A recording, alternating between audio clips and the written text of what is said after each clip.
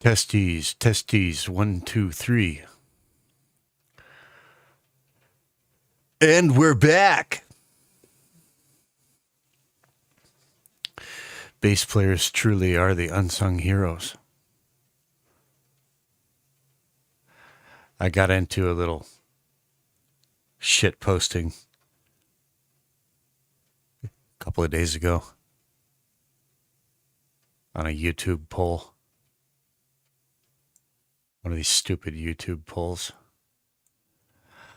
Which band member has the hardest job? You know, drummer, guitarist, bassist, singer.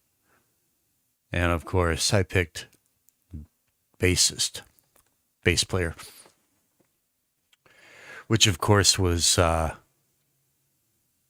the least chosen answer in the poll. I can't remember which was number one. It was either drummer or guitar player was number one. And I was like, yeah, bass player, obviously. He's the glue that holds everything together. If the drummer's out of whack, he's got a problem. If the guitar player's out of whack, he's got a problem.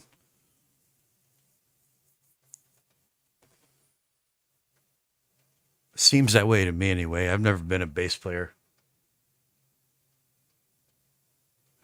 But Mr. Hamster is running up a storm down there on his wheel. I don't know if that's audible. I think I've got noise suppression on this microphone enabled. He's cranking it out. He's cranking out the miles down there.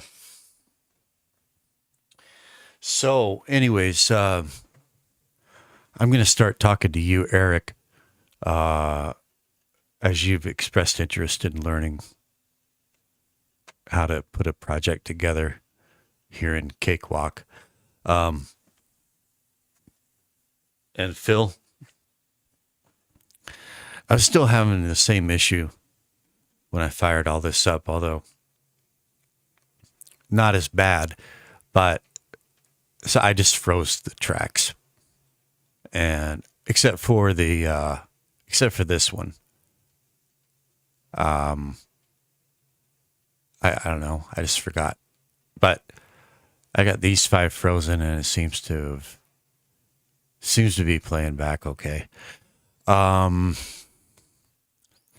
what do we got here? We got our bass drum loop from the M Audio Black Box interface. And that's, of course, not exactly syncing with the Cakewalk clock. So I'm not on the Cakewalk grid. I'm off the Cakewalk grid. And I'm not using the Cakewalk metronome. I tried using Air Windows soft clock, but that didn't exactly sync up either. So the whole groove, everything depends on this black box drum loop right up here. And so I tracked a drum loop on my drum kit. Not being a drummer, I did the best I could. And last night, I nudged some hits that needed nudging, and so it is as it is now. I went ahead, so I froze the MIDI track. This is the audio recording of the same live drum loop. So I was playing to the black box drum loop. And I've got a scratch acoustic guitar. That'll need to be re-recorded in the tracking booth. And then King Kong so Lean Bear is my acoustic guitar. King Kong is my Strat. Strat through the basement amp sim. It's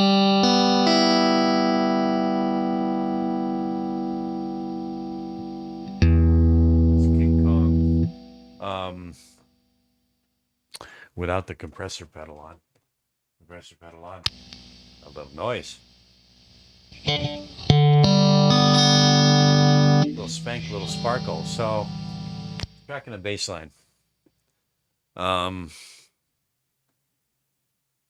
I could. So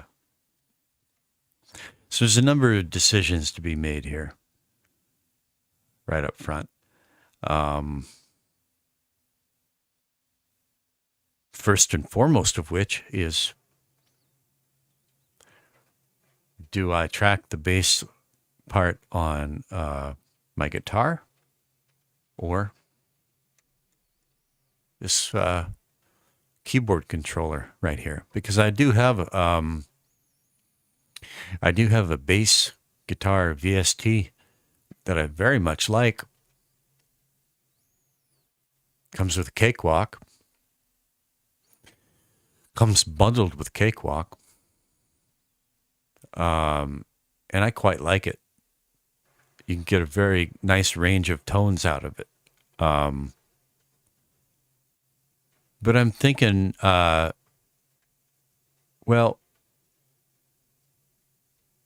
number one, I'm just like more in the mood to play it with my new Strat. And I've also never tracked a bass line with the Strat. And I'm curious to see how it turns out. I've got, obviously, whenever I've tracked a bass line on guitar before, it's been with my Yamaha SG, which is, has less of a range of tones, right? I'm not quite decided on what tone I want this for the bass part in this song. I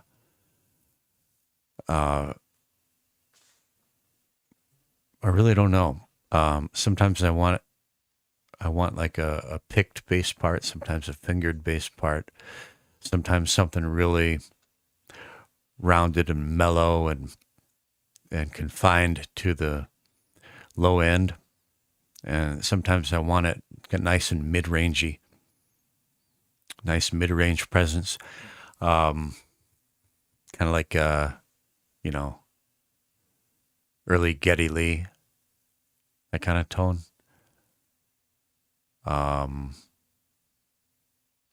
So I'm still thinking about these considerations while at the same time trying to compose the actual bass part. And I'm already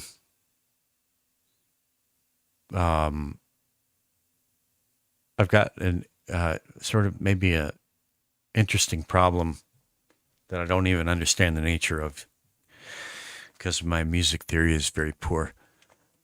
I mostly do things just by ear. All right. So, Eric, if you're watching this, you saw that I had CPU glitching issues. And so the way I dealt with that is to freeze these tracks. It's a snowflake button here in Cakewalk. What that does is I've got these plugins, these signal processing tools in each of these tracks, and those all take computational power from the CPU. And by freezing the track, I mix it down to audio, and so on subsequent playback, it's bypassing these plugins because the processing is all done baked into the mixed down audio. So there's no need for the CPU to do all that number crunching. It's all been done. It's kind of a pre-mix down, of each individual track. So, right now, this song is in B minor. Of course, I had a capo on the second fret, so I'm starting off with an A minor chord shape, but it's actually a B minor. So I'm going to play this bass part on the guitar. Am I going to play it with the capo on the guitar or off the guitar? That might seem like kind of a not a that might not seem like a big deal, and I suppose it isn't, but it actually does make a difference. It makes little differences. So if I put the capo on,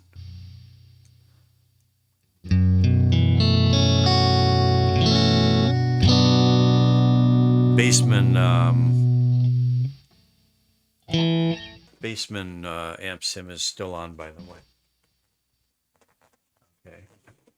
I'll just leave the compressor pedal off for now, but so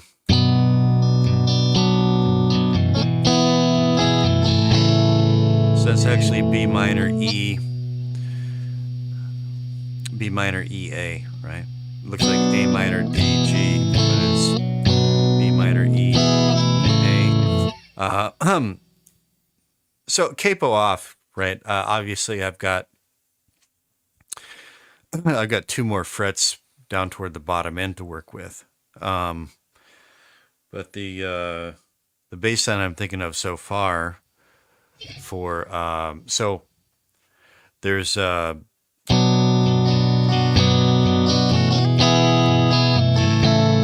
then that's 4 times. 3.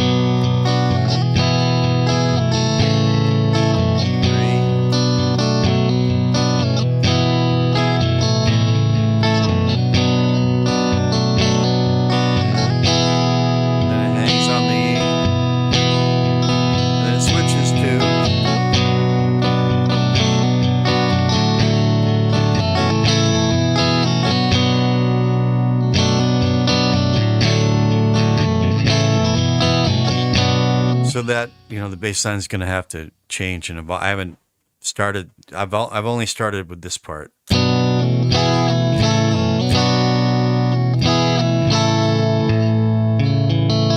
Sounds like that E string might be sharp.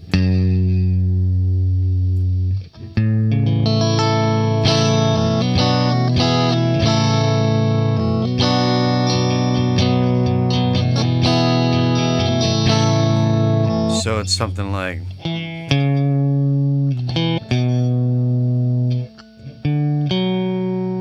I forgot already.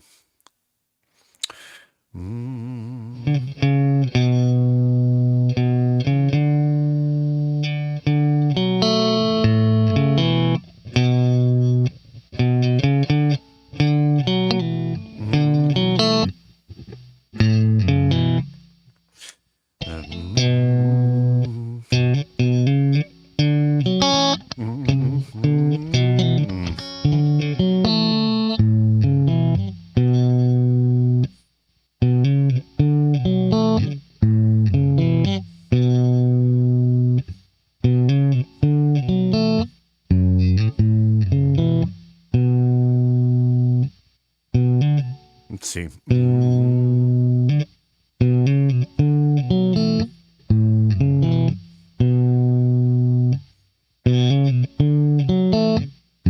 No. Okay.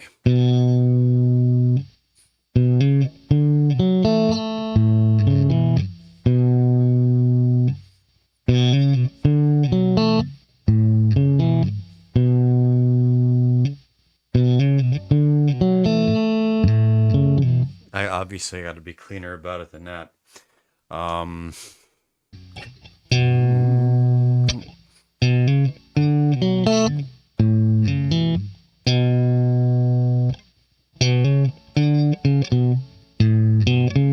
There's another variation right there.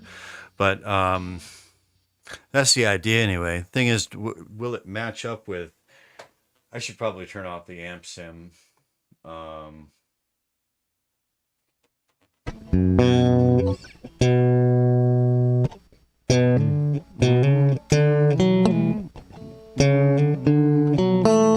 See, okay, I got the capo on, so that's one way I could do it. But it's like I'm hitting open. I'm hitting unfretted notes on the capo. That's where it makes a difference, right? So it could be like.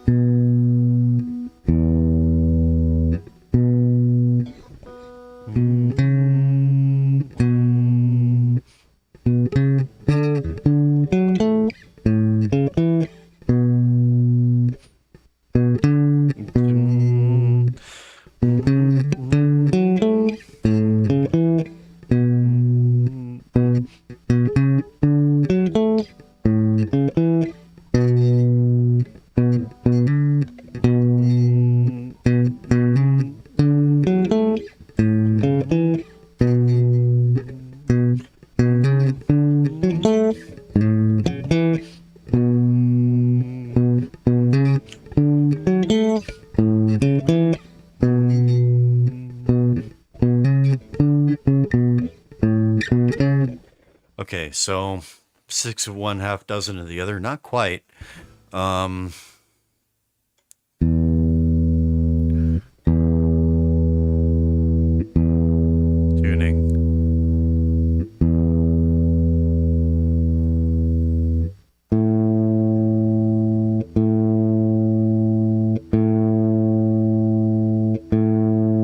A string a little tiny bit sharp.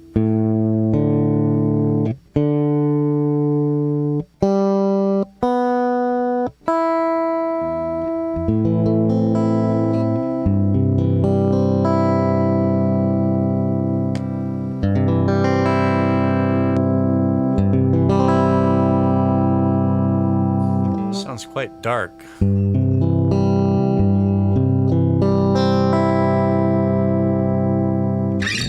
For being the, this is bridge middle in phase or whatever.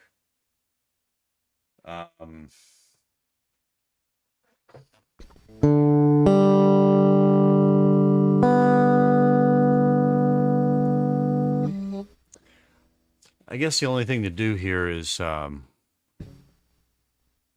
just try it, you know.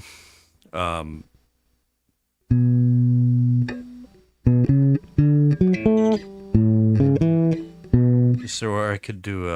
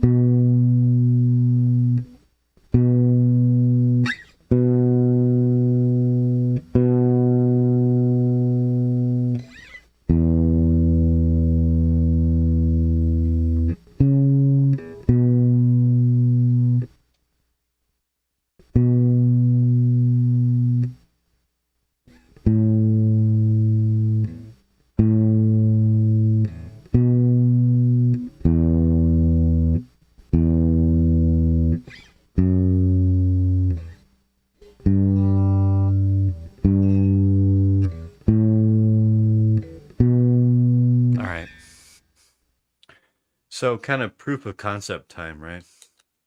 But the first thing I need to do is add a track here. So there's the add track button. And I got it on my M-Audio black box interface here. And create.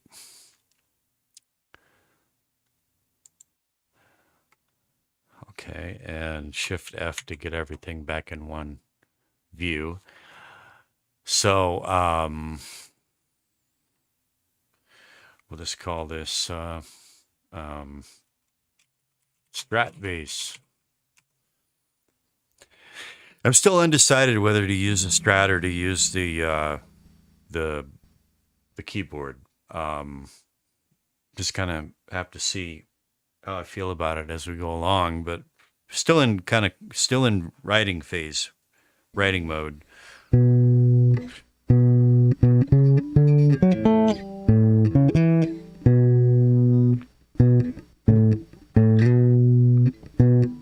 Um, record enable.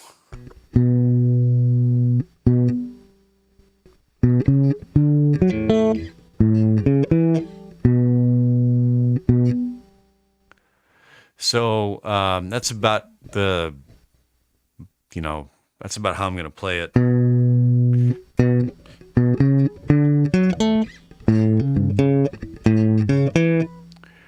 It's peaking at a minus 8.8. So,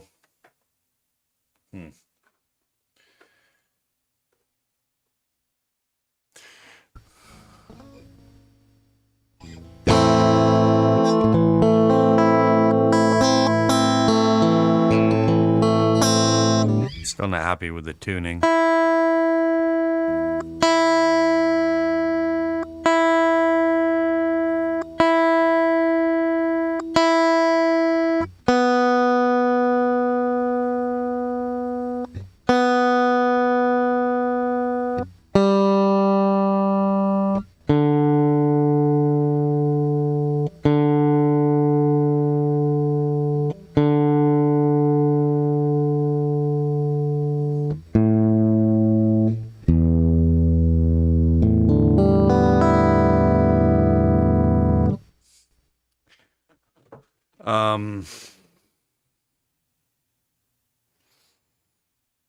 This is the harder way, man. Tracking it with the guitar is harder. But okay, so a couple of some of the pros of tracking the bass part with the guitar. You can do that, right? In theory, I think you can do that stuff with the keyboard, but I think it depends on the VST that you're using and your level of technical skill. And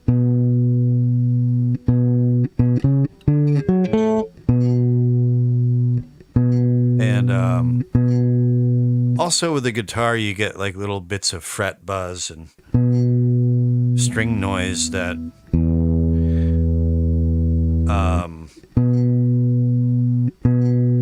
a good bass guitar VST will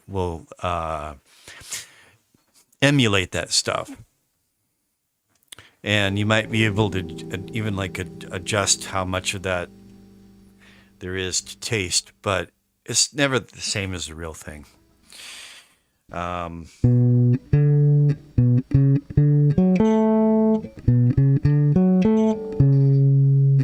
think okay.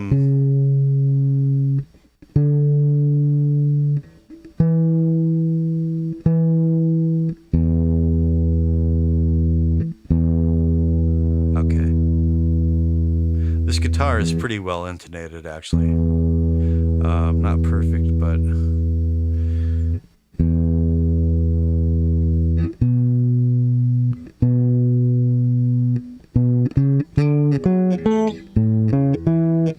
that should work. So,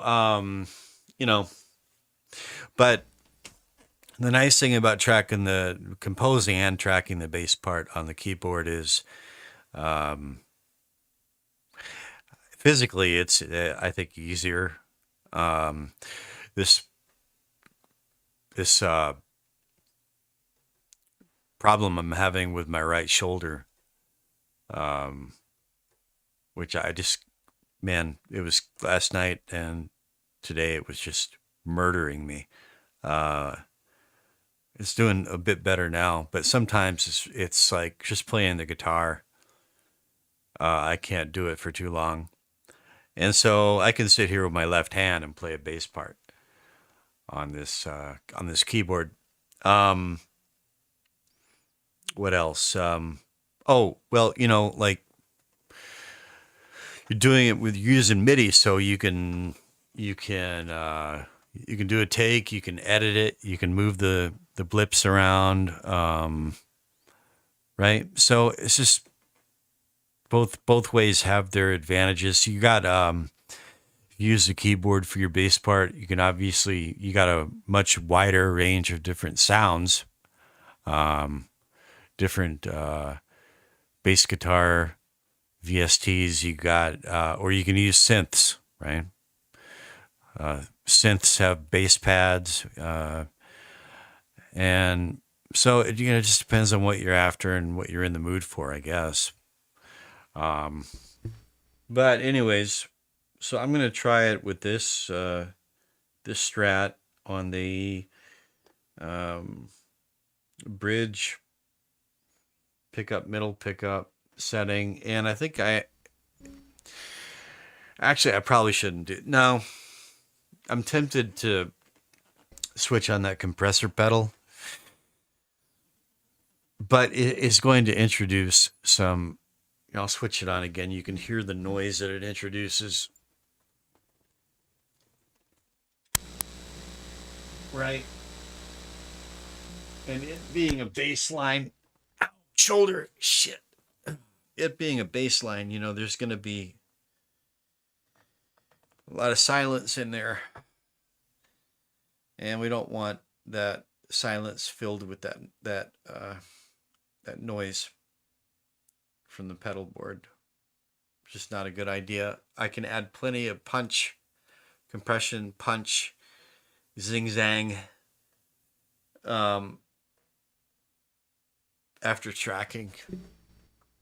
Got plenty, no shortage of tools for that, right? So even though that enhances the experience of tracking, to have that on, I don't want that noise in there, right? So now I'm not going to record. I'm just going to hit play, and just this, the first idea that popped into my mind was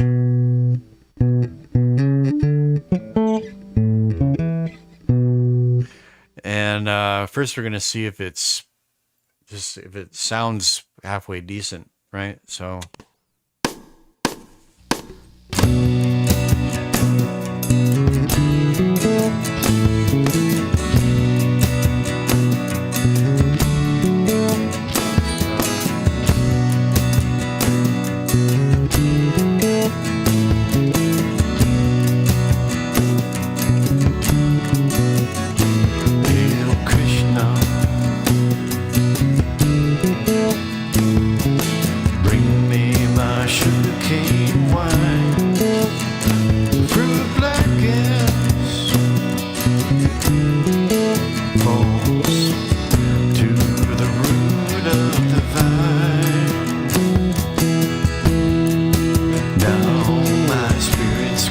So there's one note in there that's not working. That's bugging me. The intro there goes B minor, B minor, A minor.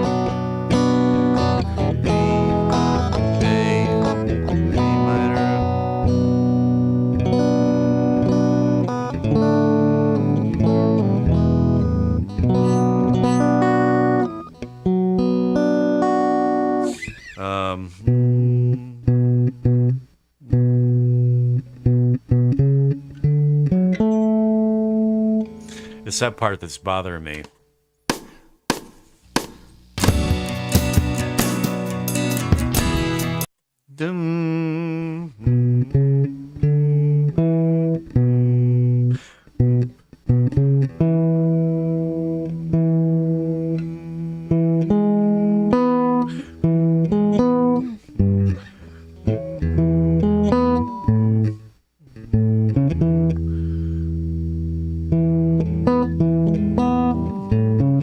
I think that's going to work better.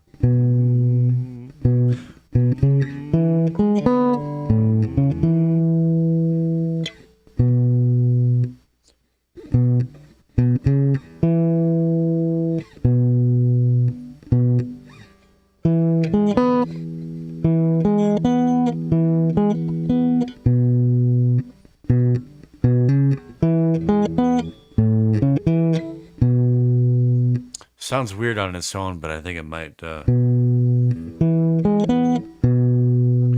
Let's see how it sounds.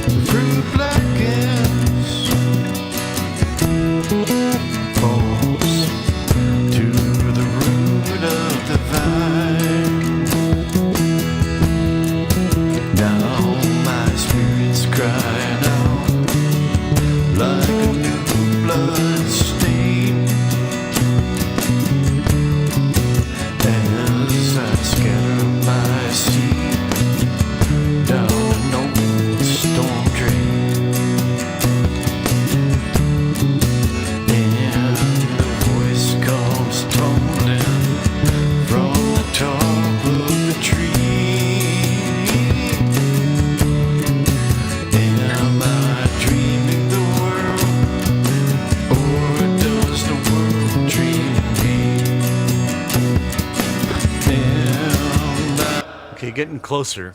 Getting closer.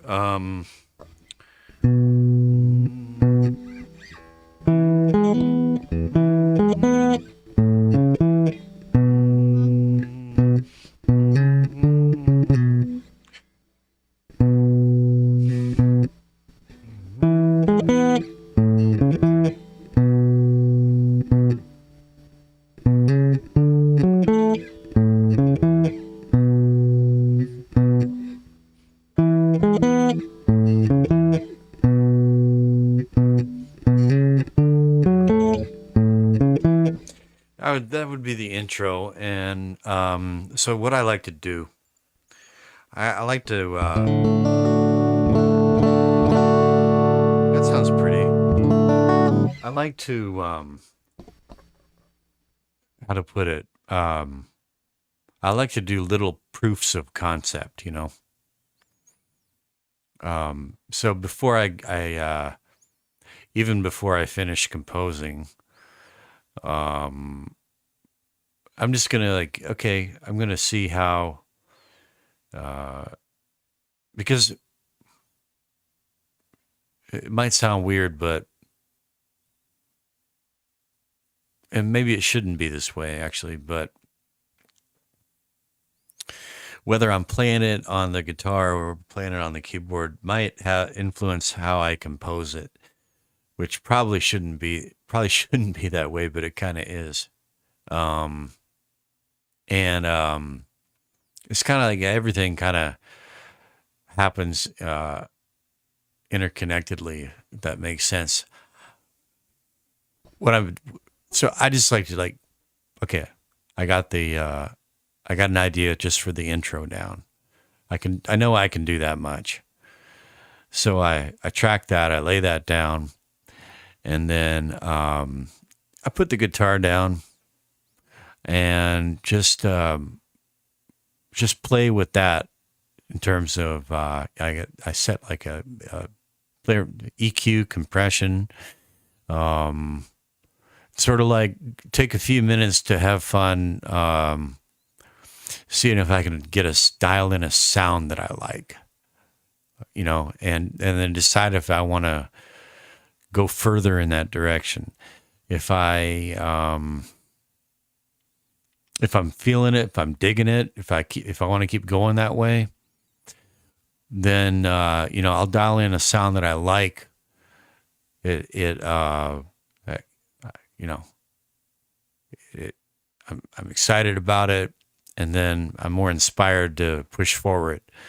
Or if I'm not really liking it so much, you know, I may just like start another track for the keyboard and the VST instrument, and just try the same part that way, and then I've got something to A/B.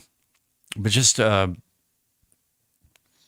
I'm also concerned with getting a sound and a vibe that I like. That's, to me, it's like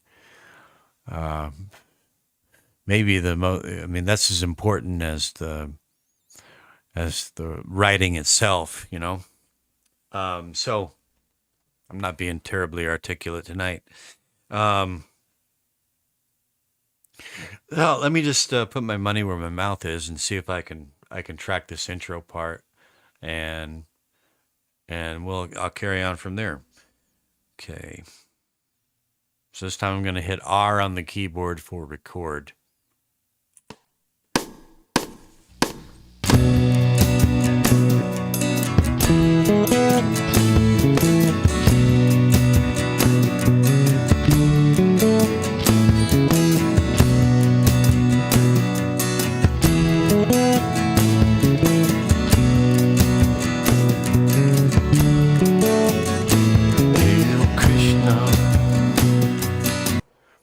All right. So, I mean, that was a reasonably good take just for the present purposes, right? So there it is. And what comes immediately next? Well, I kind of need to make sure that it's that it tracked in time. And I got everything squashed together in this one window here. You can't see the waveforms very well. I'm going to stretch it out by using the zoom in button down here. And there you can see the part in a little bit more detail there. And that's about, the waveform looks about right. You know, when you're tracking, you want it to be peaking. There are rules of thumb, right? But for me, it's like anywhere between, especially like for the bass line, anywhere between like minus 4 and minus 10 dB. Let's say minus 4 and minus 8. I'm kind of on the low end here, minus 7.8 peaking, but it's fine. That's the way it should look right there. And so first, let's just see it in time, because one thing you're going to run into is, and you're not a brainiac about this kind of stuff like me. So, like Phil tries to explain it to me all the time, like why this is, and I don't get it. How do I deal with it? What do I do so that it's in time, and then, okay, then I can move on, right? Sometimes after tracking with interface, it'll just be a little bit out of, even though it sounded perfectly, even though it sounded in time while I was tracking it, when you play it back, it might be just a few milliseconds late, usually, which means that you have to nudge it to the left a little bit. Sometimes it doesn't. Okay, so first thing to find out is I'm just going to hit play, and I'm going to disarm the record button there and hit play, and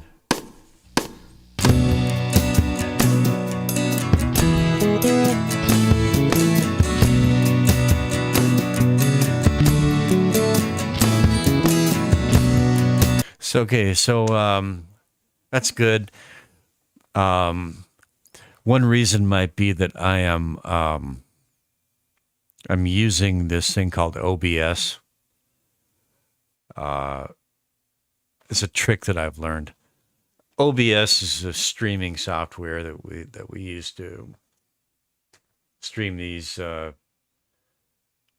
YouTube live streams, and but I've discovered that you can use it to track, to cakewalk, without having this problem of having to nudge things.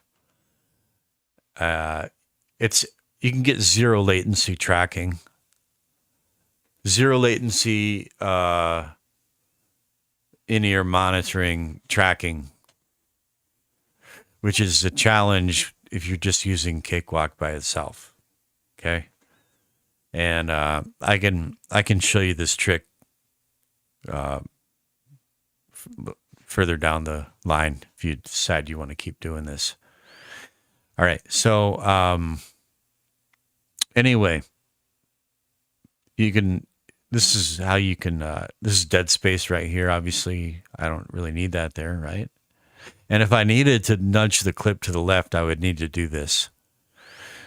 So you kind of like mouse up on the beginning of the clip where you get the double left-right arrow, and then left-click and drag. Nothing being played there, right? So I can just do that. But that's not really lost. If there's other stuff going on there and I want that back, I can always drag it back. Okay. But there it is. Okay. So, now,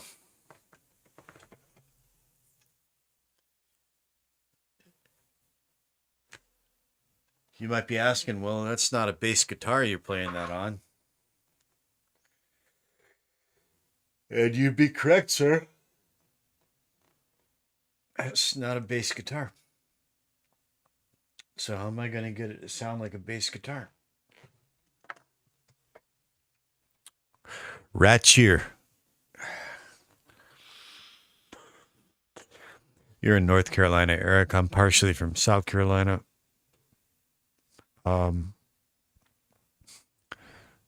Used to have the accent back in the day.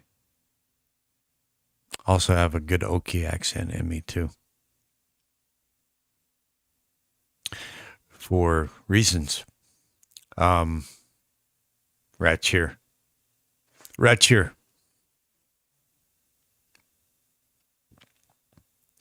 I come from, my South Carolina side. Not quite the low country. Midlands. Florence. Anyway, down there, you don't push a button, you mash it. Mash the button. You know what I'm talking about? Do you mash buttons in North Carolina? Phil, did you ever mash buttons in North Carolina? Do they mash buttons in Florida? In South Carolina, they mash buttons. Mash them. I always thought that was funny, even when I was a kid. All right. Anyways, so what am I going to do first? Well, first thing I'm going to do is I'm going to insert audio effects and see if I can remember where this thing is. It is, I got to remember the name of the maker. It is it Aegean? Yes, Aegean Music, Pitch Proof. There we go. Now, I'm going to take this down to minus 12 semitones and take the blend up all the way wet. And now we should have what sounds like a bass guitar. Let's check it out.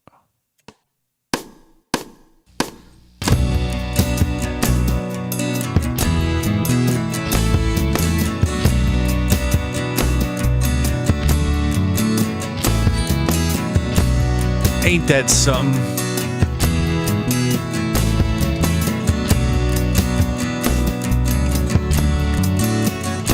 Hail Krishna. Isn't that something? And you can blend it too, you know. I've done that in the past. Blending it, that can be interesting. But so that's just the beginning, though. First, I'm going to go into, I got Strat Bass, track 7, Strat Bass right here, track 7. See if I click on track 6, that becomes track 6 right here, track 7. Go into my Pro channel. That's the first step in the audio path after input. It goes through the Pro channel. And again, I just usually start with presets. Bass fat. Okay, fine. That's a console emulator, which is quite nice in Cakewalk, actually. It really is. Tube. Bass, I forget whether I prefer 1 or 2. Start with 1. And the bass EQ presets are not bad, actually. Let's go for fingered. And for bass, now this is a compressor, but for bass, I don't favor this compressor. So I'm going to let me see, where do I right click it and remove module? I right click it up on the top part here, next to where it says compress, right about right there. I right click it, remove module, and add module. There's a little plus, add module, and I'm going to add the where is it? The PC2A leveler. Okay. And that, it just, I just like it for bass, and this is what I normally do. I'll set the gain up to around 57. 57.5. That looks fine. And I'll set the peak reduction down to about minus 37.5. Why not? I like odd numbers. There we go. And this chicken head knob I'll set usually at dBFS. And that's our first stage of compression. And let's hear the difference after. We can A/B the Pro Channel settings with this button, global on off. So that's bypassing the Pro Channel. That's with the Pro Channel on. So that's Pro Channel on. Off.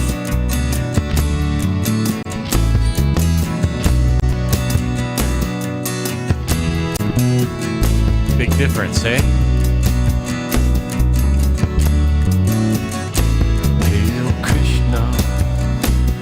Now, I may not be done with these settings here, right? But that's kind of like where I start with this PC2A leveler. And let's try a different EQ setting. Pick emphasis.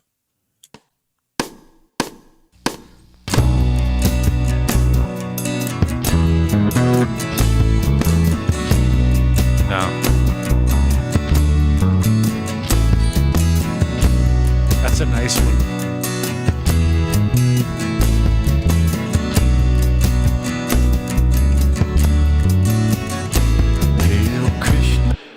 I think I want more of like that round, smooth bass tone in this song, not that mid-rangey type. Because there's a lot of mid-ranginess going on with the acoustic guitar and with the Strat through that Bassman amp sim. There's already a lot of that going on, you know. So you see that EQ curve right there. Now, I'm probably going to go back and hand EQ it, but I like to start out with presets for the most part, just to get things in the ballpark. You know what I mean? Now, and there's also this tube stage. There's bass 1 and bass 2. I always forget which one I prefer. Let's try it on bass 2.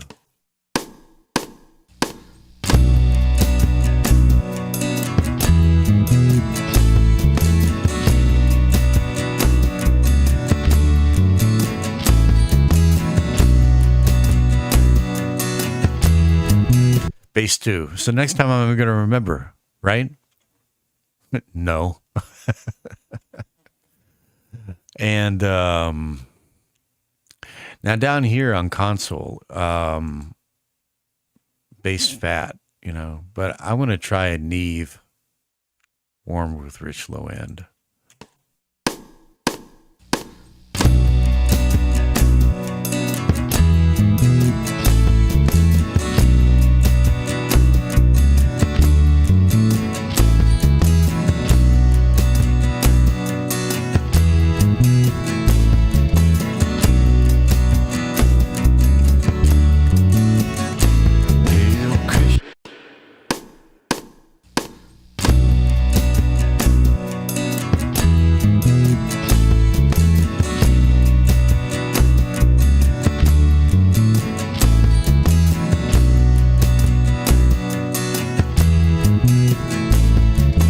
Okay, I'm going to go with the preset there. And so that concludes our work right now with the Pro channel. Um, Actually, maybe not. I want to try one more thing here. Um, Again, add module and hmm,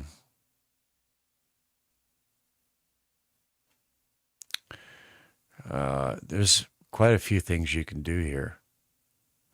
Don't need a gate because I I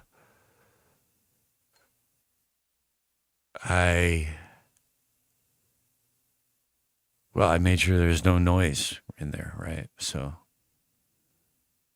compressor max. I haven't tried this one actually. Pulse. Auto swelling. There's a lot of these. I haven't tried some of these. Shaper. I'm looking for one that I have tried and liked. Enhances the attack of drums. Okay. Shaper I might want to try. Let's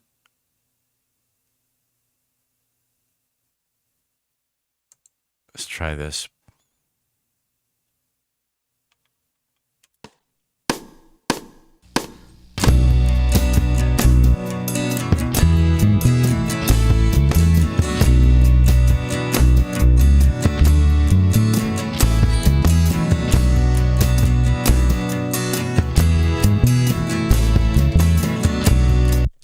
And you see how this is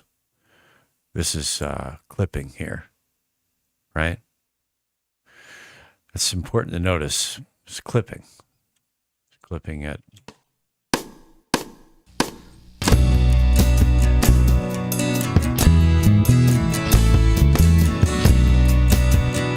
Anytime it's up into the red, it's clipping, and we don't want that. But I'm going to take care of that momentarily. So, but let me solve this and just hear what the shaper's doing.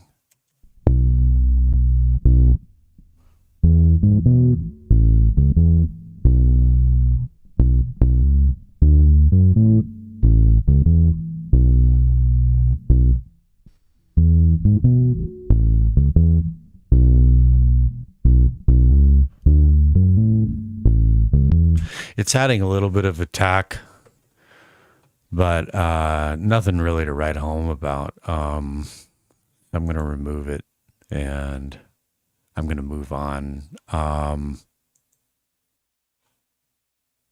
But this is how I usually begin, with a bass part that I'm tracking on guitar. Now, notice when I bypass the Pro channel, that stuff I just did. Now the Pro channel is bypassed. Now look at the level meter here.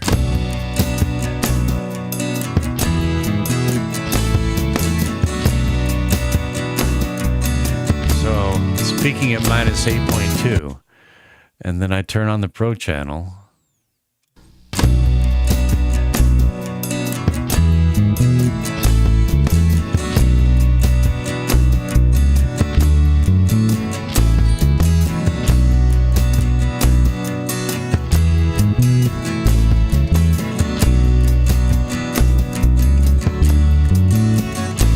Well, now it's peaking at minus 1.2. I guess that shaper might have been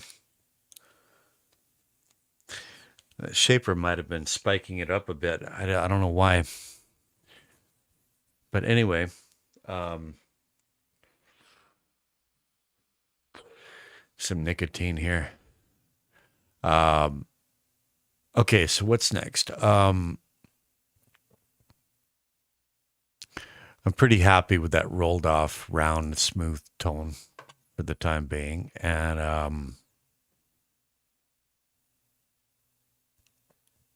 okay, so what's next? What's next is I'm just going to go into my Tone Boosters toolkit.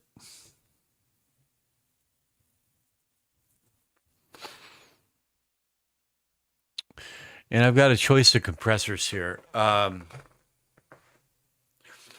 the first thing I'm going to do is I'm going to go with Waves IDX because it's just kind of like salt. It just kind of goes, or butter, just kind of goes on everything. So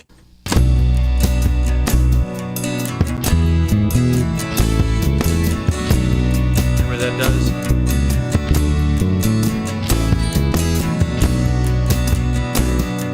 Gives it focus, you know.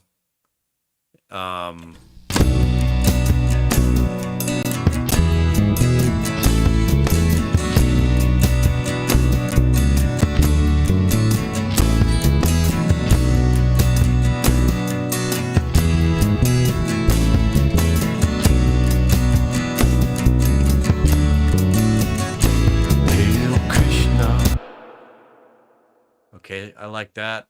And then, like that's all, already. See, I know I'm not done yet because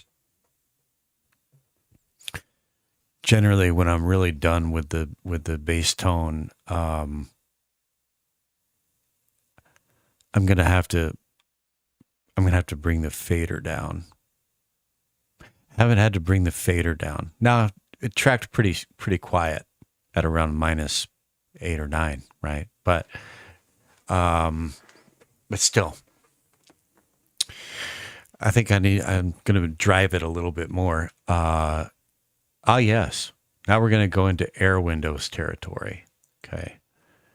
And so here's our Air Windows consolidated. Let me just widen this so we can see as we add plugins. I'm going to go into amp sims and bass amp. Let's hear what this does.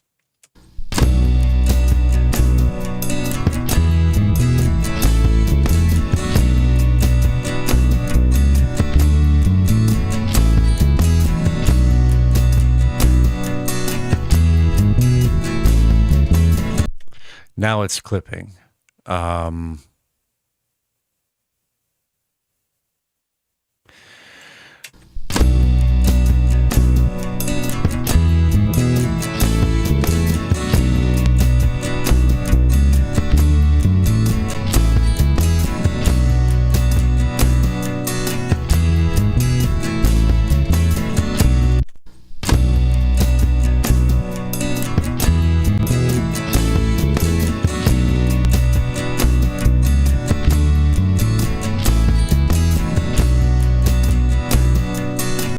And now it's peaking at -1.8 right here. And without bass amp.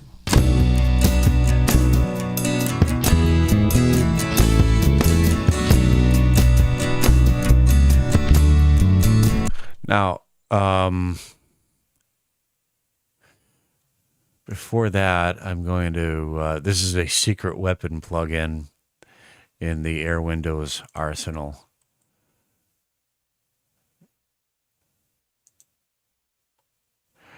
Right here is called bass drive. And even though I'm using it on a bass part right now, it can be used for a lot of different things. It is a secret weapon to make things cut through the mix like you wouldn't believe. Let's just, without even tweaking anything, this is coming in before bass amp. And I might even want to put it before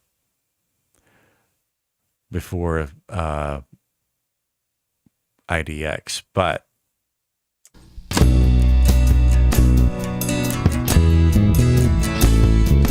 I'll compare without.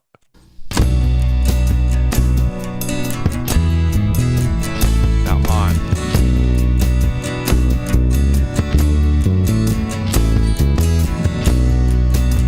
It just makes, I haven't even touched a single knob, all right? And sometimes I don't. Sometimes I just park it. I don't even tweak it. I just park it as it's just a secret weapon. you know? Um, and it's very, very like, let's say I take presence up from zero point 0.5 to 0.53 and listen. Say I just want a little bit of that zing that I, with that EQ curve that I chose. It's like darn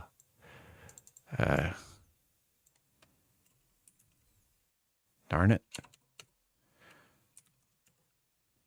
It's like I made a choice there, right?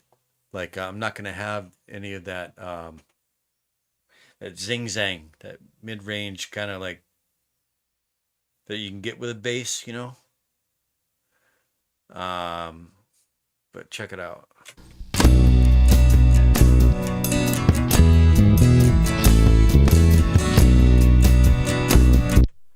Right? Can you hear it now? Check it out if I take high. Let's do something a little bit more extreme. Let's take high up to like 55, let's say. And let's take mid down to 45.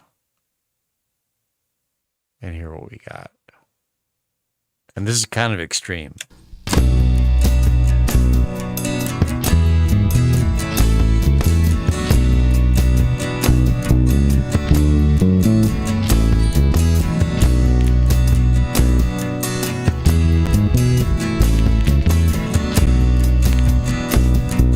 Okay, well, the high is not as pronounced on a bass part.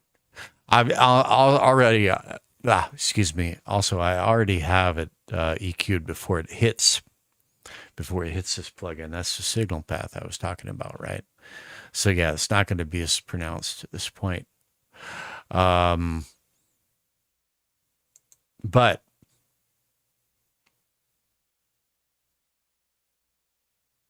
hang on.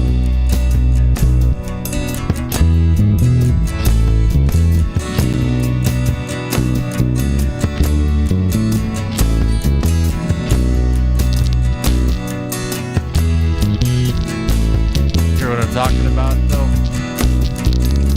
Of course, that's introducing some crackle.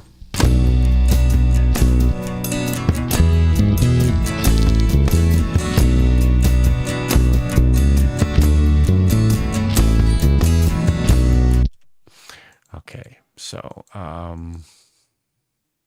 think my instinct was right. And once again, just A B it.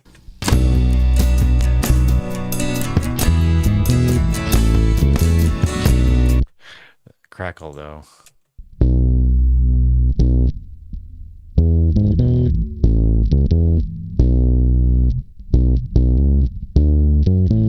Now I put it before IDX.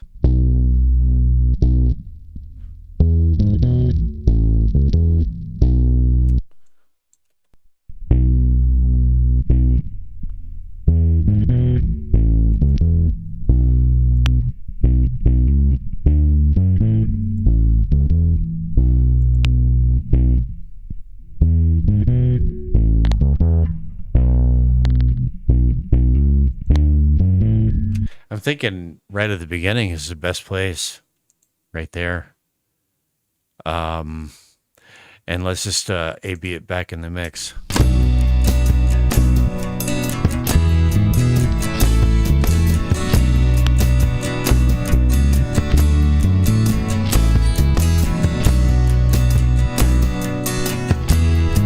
It's more subtle now, but you can hear how it makes it just cut through just a little bit more, right?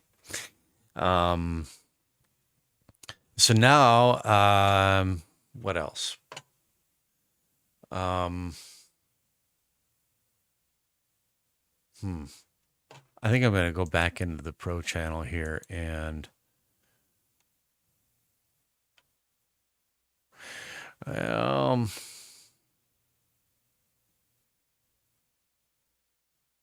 No, I'm not going to touch that anymore for the time being. I'm going to try one more thing here that's it's either going to work really well or it's going to be awful. But I'm going back into my tone boosters kit here, and I'm going to try this thing right here, which is called Broadcast. And it's a very it's an extreme kind of compression EQ kind of thing. Um, I like using it on distorted guitars, fuzzed guitars.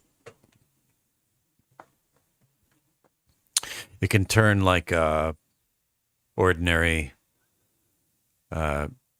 distorted guitar track into like it can take it up into like Billy Corgan territory, really. Um, so what's it going to do here? I'm thinking it's probably better to go at least before the amp sim, but we're gonna I'm gonna take a wild guess here, and not loud or high pressure, but maybe let's just try smooth. See what happens.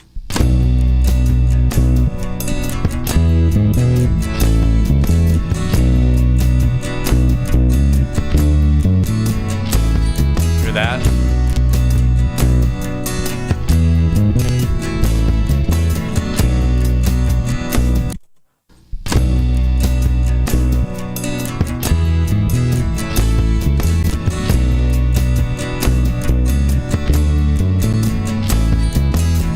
Now it's if I put it before the IDX compressor, the IDX is so this thing adds quite a bit of oomph and quite a bit of power. It brings a lot of force into the mix, and putting it before the IDX kind of clamps down on it, and it makes it a bit more subtle.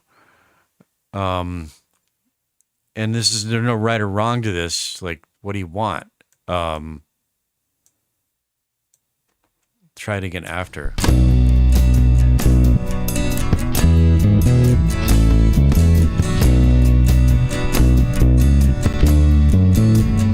Clipping at 0.6.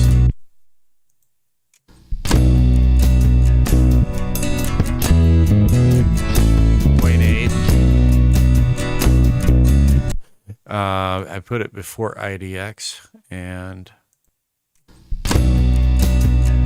not clipping anymore.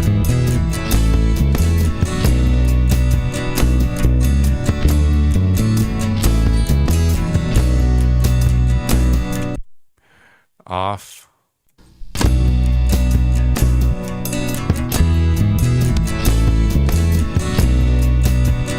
Let's try it on normal.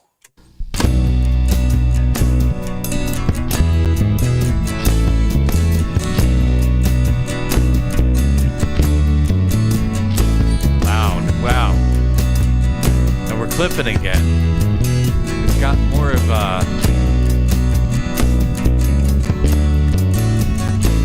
that's got more spank in it, right? I hesitated to try it on loud, but now let's try high pressure.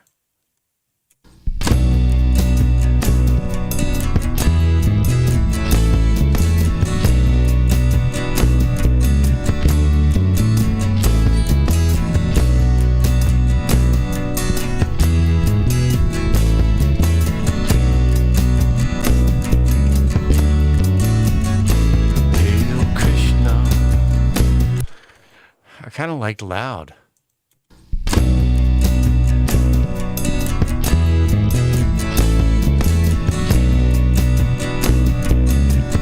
I like dick swinging bass lines, man. I got bass tones. I really do, man. I mean, I know there's a place for there's a case to be made for the bass to be kind of down low and just doing its gluing and clamping thing, but I like a dick swinging bass line, man. I do. Uh, I feel like I just want to make sure that I'm still. Am I still streaming?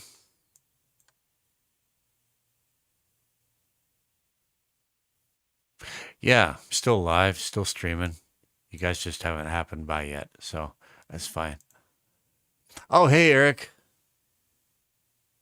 Yeah, yeah, I guess so. I spent the last hour or so kind of talking to you, pretending you're here, and I just it's nice to it helps me focus a little bit to so like pretending well Eric's here and this is how I go about approach tracking a bass line. Yeah. Well, you might like if you have time, you might go back and because there was some things how to get this all set up and thoughts on how to approach a bass line. Do I want to use the guitar? Do I want to use the keyboard? If I use the keyboard, then I'm using a VST instrument, and the pros and cons to both ways. And now what I've done is I decided to start with I have never done a bass line with this Strat before, so I'm using the bridge and middle pickups together, tone and volume all full up, and I was just deciding on, I went through setting up the Pro channel for a bass line. I'm using this EQ curve. There's a lot going on already in the mid range with these guitars, so kind of choosing this kind of EQ curve for the bass. I favor this compressor. That's all I explained everything.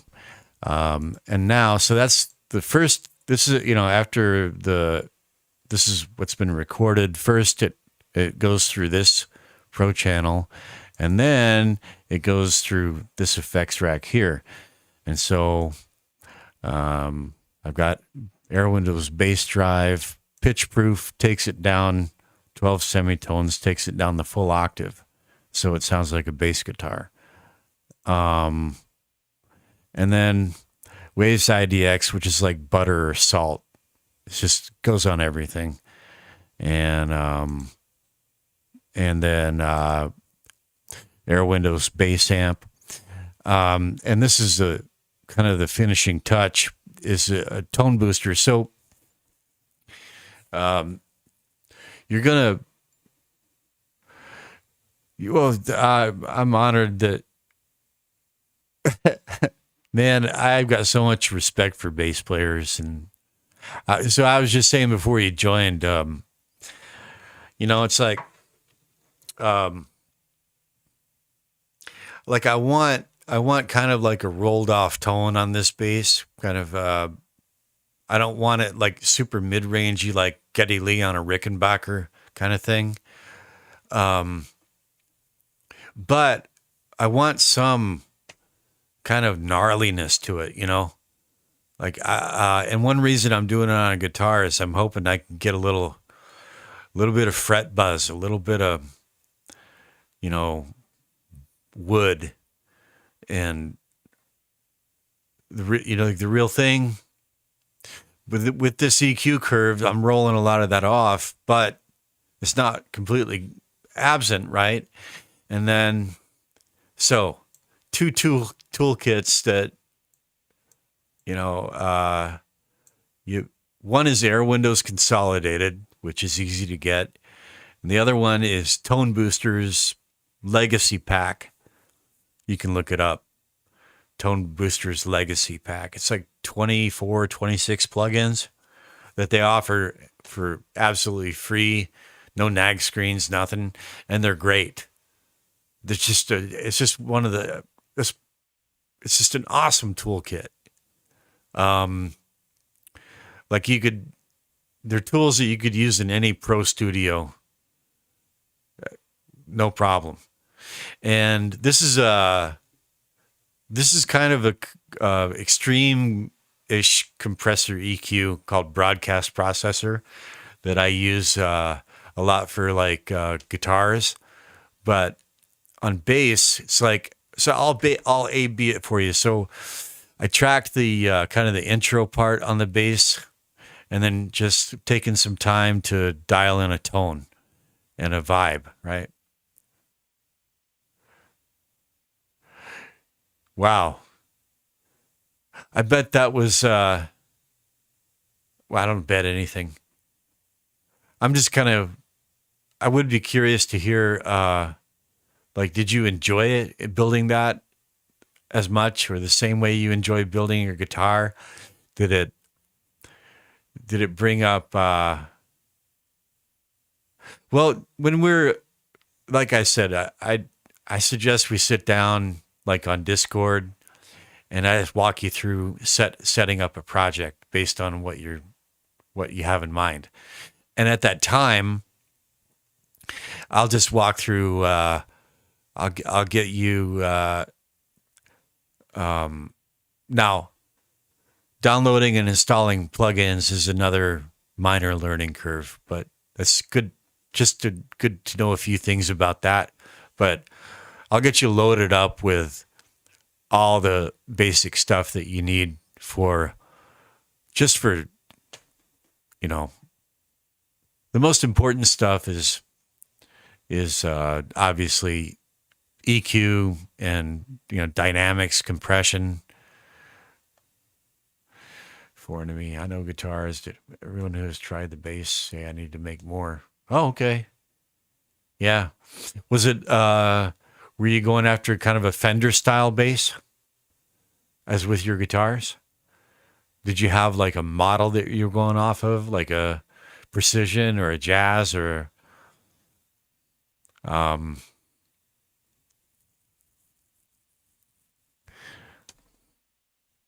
I'm guessing like a precision or a jazz would be a good place to start. Anyway, check this out. Here's the AB. Um, here's I'll play it without this broadcaster and with Wilby. You said you did build a bass, made one. Now you're speaking in the future tense. Um, so here's without.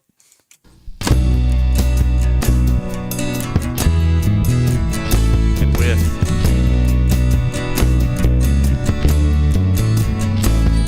Hear that? Off, on.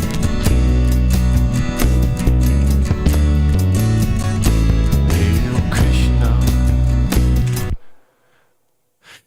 Just before you came on, I was being a little crude and saying I like a dick swinging bass line. Bass. I like bass players who do a little bit of dick swinging in terms of tone, like in the pocket and not too. And obviously, I'm gonna go and I'm gonna turn the fader down and make it sit. But I like an aggressive bass tone. Bass players. I was saying in the beginning of this, like I got into a little bit of a back and forth shit posting on YouTube because like somebody made a poll like who has the toughest job in a band. Of course, drummer, guitar player, bass player, singer. And I was like, yeah, bass player. And of course, bass player is like the least chosen answer. And it's like, I don't know, man. I've never been one, but it's like if the drummer is off and having a bad night, bass player's got a problem. Guitar player is being a retard, the bass player's got a problem. The bass is like seems to me, I love a good bass line and I just love a good aggressive bass tone. even when it's being subdued, I like it to have an aggressiveness to it. So that's what I'm doing here with this tool. So with that said, I know, man, they're just like, that's why I titled this stream, Bass Players Are the Unsung Heroes. They really are. And I agree that on stage, like they should just sit in the corner and be the unsung hero, right? Let the singer be a retard. Let the guitar player make an ass of himself. But even the bass player is the guy that just stands there and,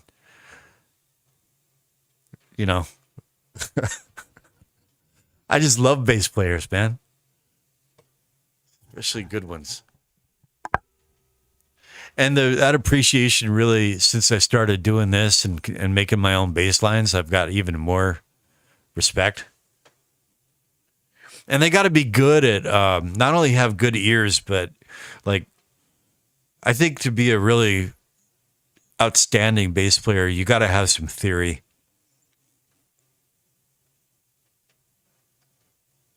Old hamster's just running a marathon tonight. Anyway, this is the tone that I've decided for now, and now I'm gonna. So it's a little bit.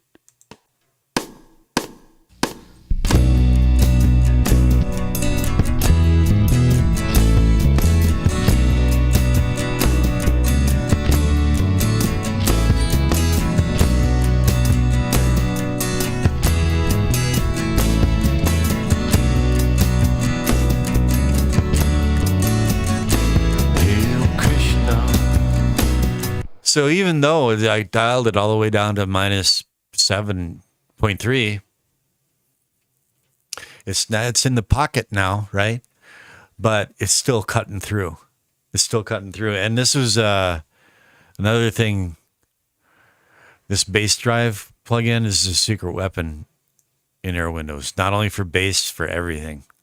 Anytime you want something, anytime you want to bring something down in the mix, volume-wise, gain-wise, but you want it to punch through or poke through a little better, check this out when I A-B it. This is the first thing in the chain here. Off. On.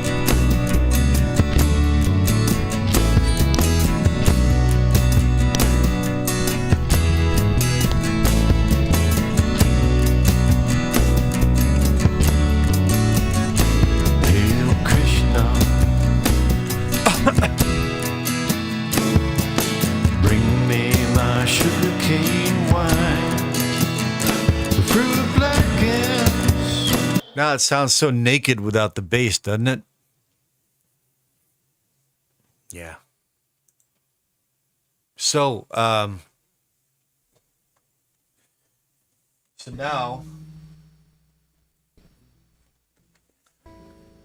I do have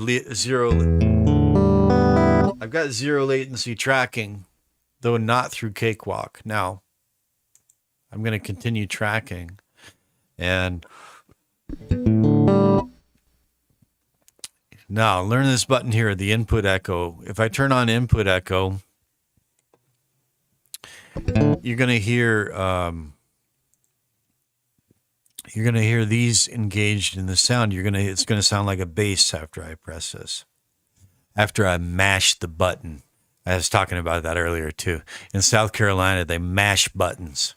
They don't press buttons or push buttons. They mash them. Mash that button.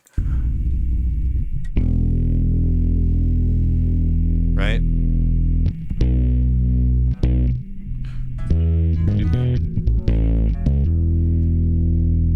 But I've got way too much latency there to be able to track it properly.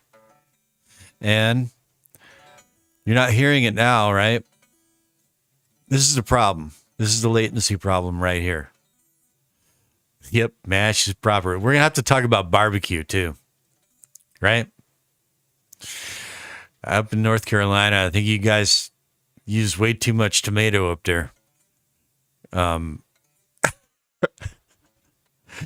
I'm from vinegar barbecue, vinegar and black pepper, and Wonder Bread and hush puppies. Um, you know, actual brooms, no, mops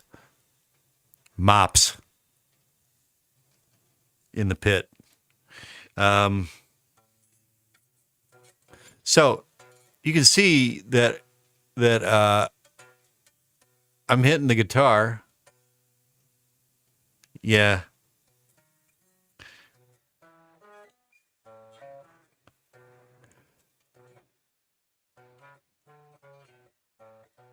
So you can see I can track this way.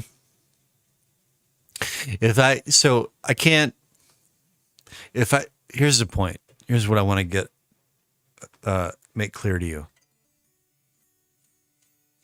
This is, and I found a way around it. I found a corrective. Okay. So I could go through here and I could track the next part of this bass part here, okay, without hearing it, just hearing the string sound. And I know I'm playing the right thing. I mean, it's okay. I can track it.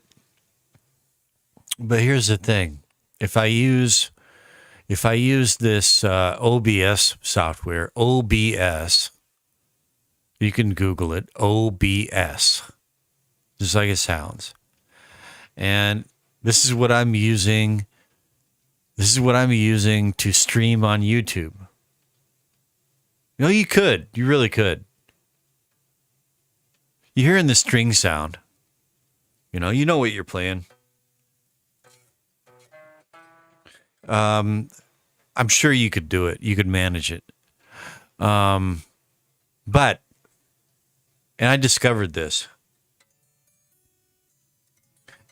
Here's what it is. So OBS is, looks like this. I'll show it to you again. Okay. Whoops. Doggone it. All right. This is what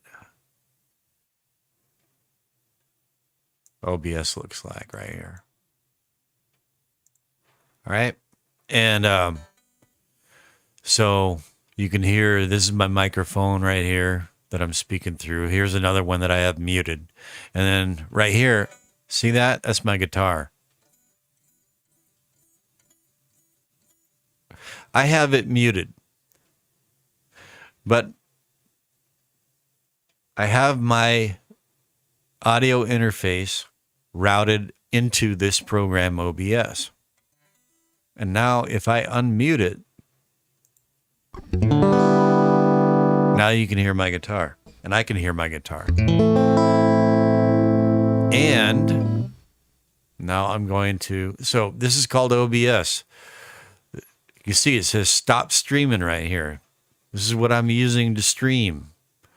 You can use it for other things too. And that's another learning curve, but I can help with that too. So anyways, but even when I'm not streaming, I'm using OBS to track with, because now I can track in Cakewalk with zero latency. It's an amazing thing.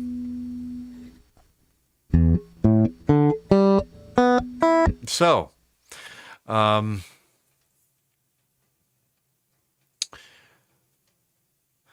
but I'm not going to hear, well, it's just something that I just discovered and realized. It's kind of like, I don't know if it's a feature or a bug in OBS, but it's just something it happens to do. And I think Phil can't totally explain it either, which is surprising because Phil understands this stuff. Anyway, so I'm still in scratch track frame of mind, so I'm not going to retrack this intro, even though it could be better. And I'm still trying to. I'm still kind of composing. I'm writing the line on the fly as I go. So now,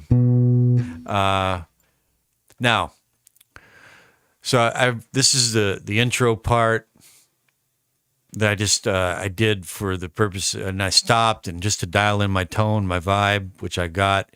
And now when I track it, I'm just going to hear the guitar. I'm just going to hear the guitar as it sounds without any of this processing, but that's okay. It's a good reference. And so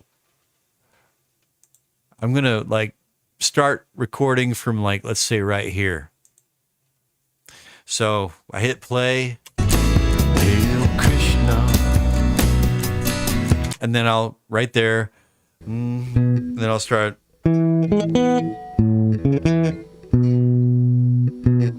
like that. But now, because I need some lead up before I start playing again, right? I got to hit the record button, get set, get ready to play. Now, I want to make sure that I'm not overwriting what I've already recorded. And that depends on recording mode. So this is another thing here's another little thing here. Here's your record button. You right click on it. Okay. Right click. Wait a minute. Okay. Right click. Right. Okay. You want this set to sound on sound. It's the first thing I do when I start a project. One of the first things. Recording mode, sound on sound. You see it says overwrite? You want it sound on sound. That way it will not overwrite what has been previously recorded. Okay. So now I'm just going to, haven't really planned this out, but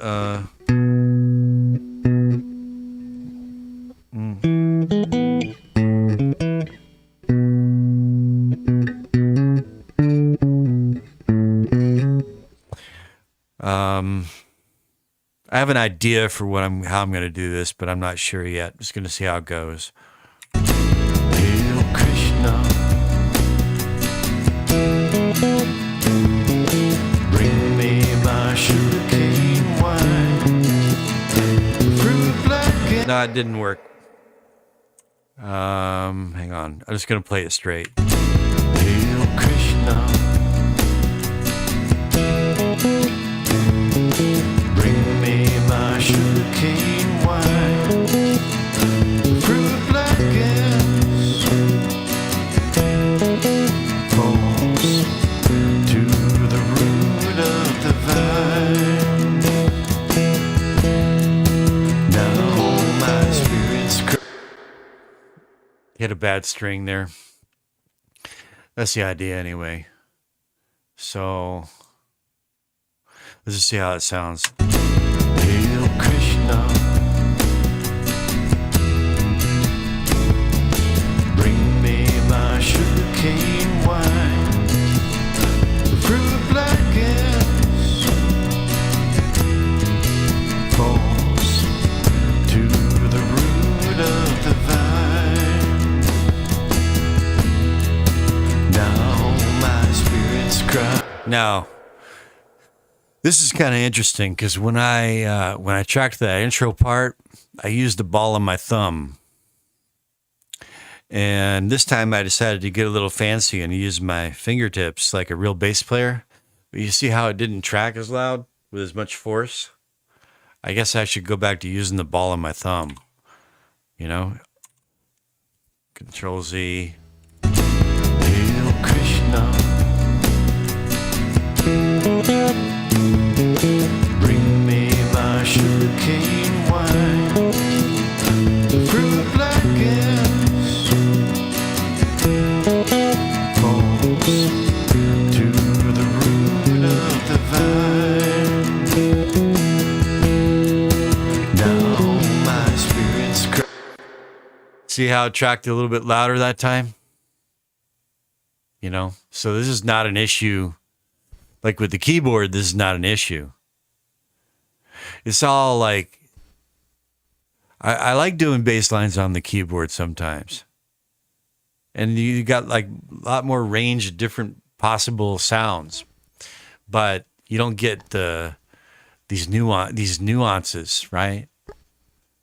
Like with the guitar. So let's see how this one sounds. Hail Krishna, bring me my sugarcane wine, fruit blackens, falls to the root of the vine. Now my spirit's crying out. Okay. Good enough. I'm just scratch tracking my way through it.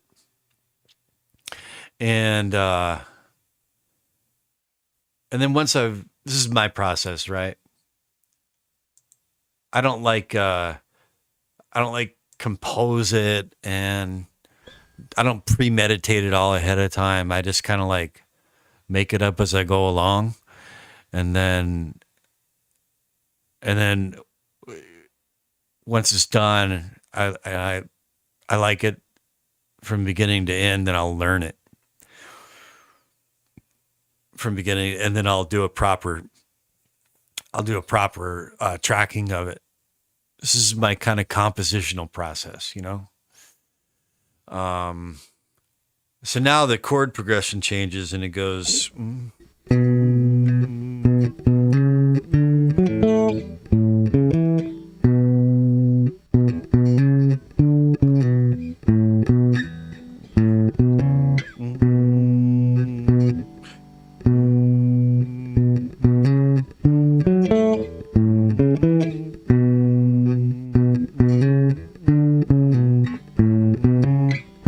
like that. At least that's the idea anyway. So give it a shot. Give it a nice head start. Now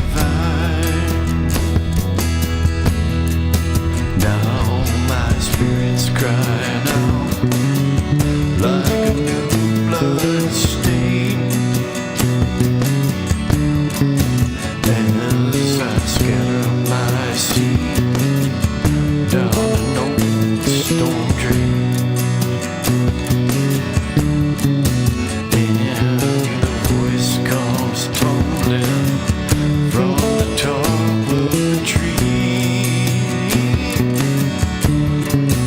Am I dreaming the world, or does the world dream me? Kind of messed up. Alright. Now my spirit's crying out like a new blood stain. As I scatter my seed down an old storm drain.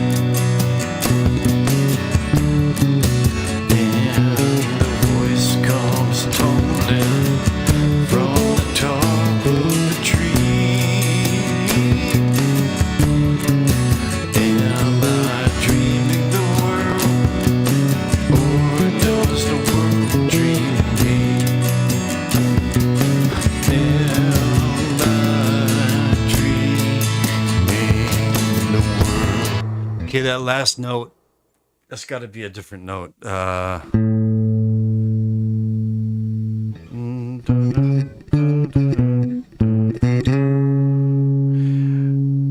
It's got to, that's because it goes, that's right. Anyway, so this is a way more fun and intuitive way for me to compose, as they say. So I'm not like a theory guy, right? I do it by ear. Now my spirit's crying out like a new blood stain.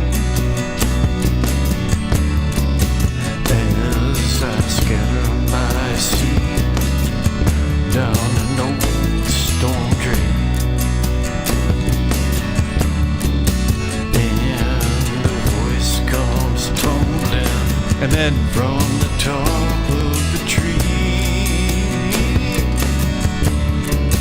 am I dreaming the world, or does the world dream me?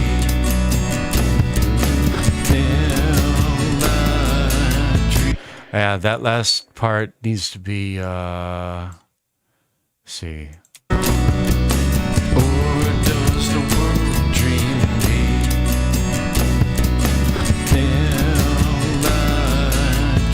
So I'm going to cut it off there. Now, you see how I'm doing this?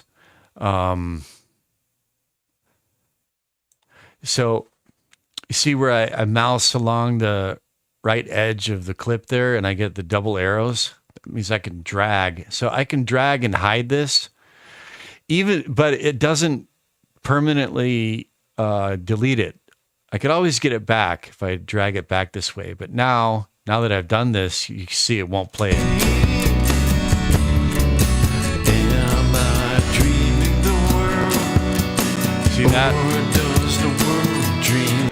And I could even like select it and Control X, delete.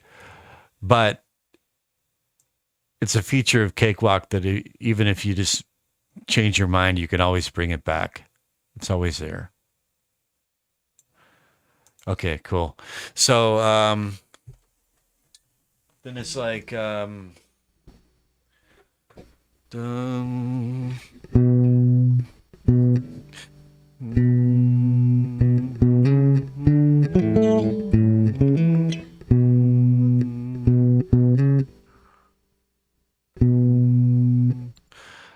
need to try to play it from the top of the tree. Am I dreaming the world, or does the world dream me?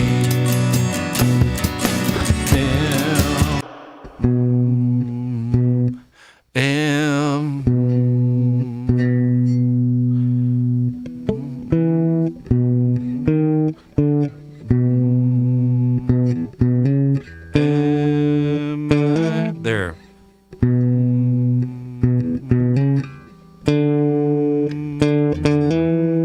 There. All right.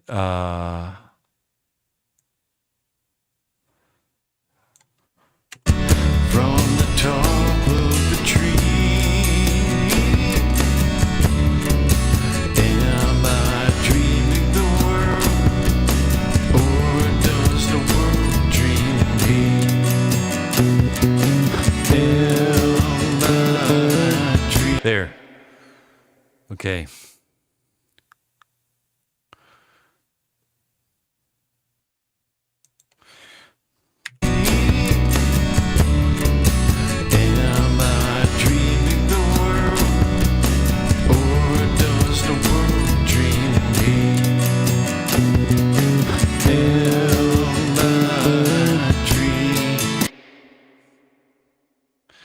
Okay. That's the basic idea. It should work. Am I dreaming the world, or does the world dream me? Am I dreaming? There we go. And then, like, obviously, later on, as the bass part becomes second nature, where I could just like track it from beginning to end, no problem. Then I'll develop some kind of like how a drum player does fills, just to ways to change it up here and there. You know what I'm talking about, right? What would you call those? A drummer would call them fills. They're kind of like bass fills, right? You know what I mean. You know what I mean. I may not have the lingo, But kind of like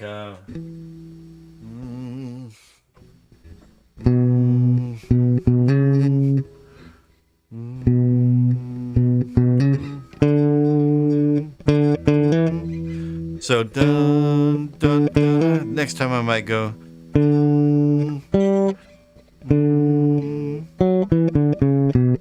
like that.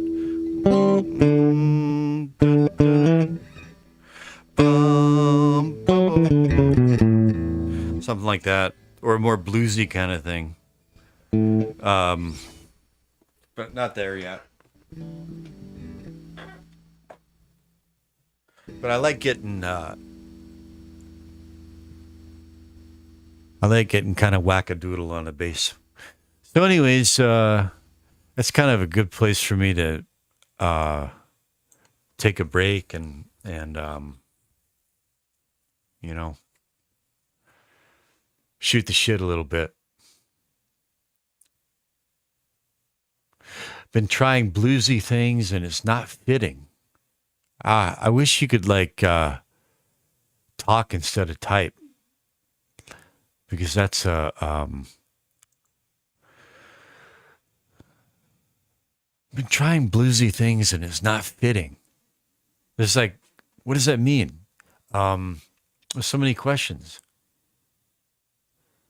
I don't know. Like, you've been trying bluesy things.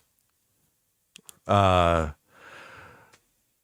what? What have you been trying them for? And oh, you mean for this? You've been playing along? Oh, okay.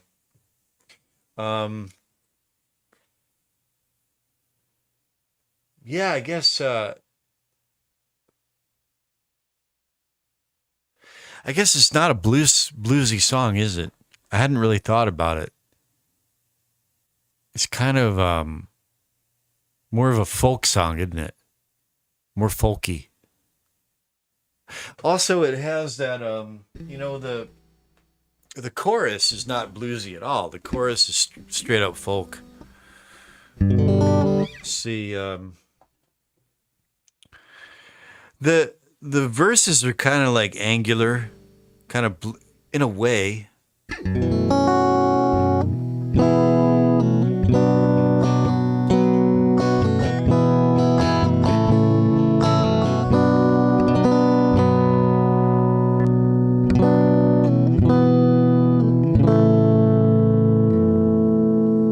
Turn on my amp sim again. Whoa. There we go.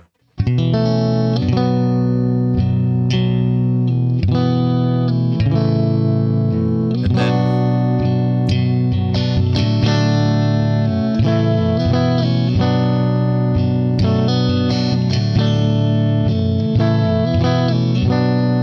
yeah, so that's it's folk.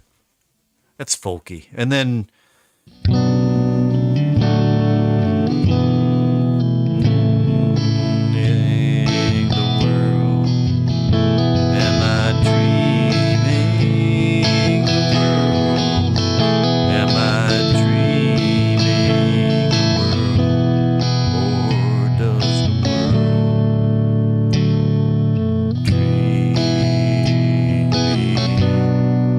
yeah, it's a folk song. So yeah, bluesy stuff I guess doesn't really work, eh? So that's why I've been using I hadn't even thought about this. I just totally going by ear, right? But so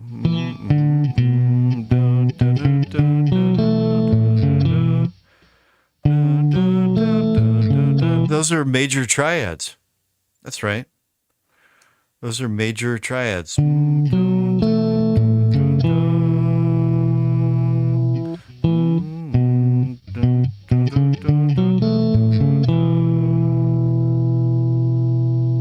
Yeah.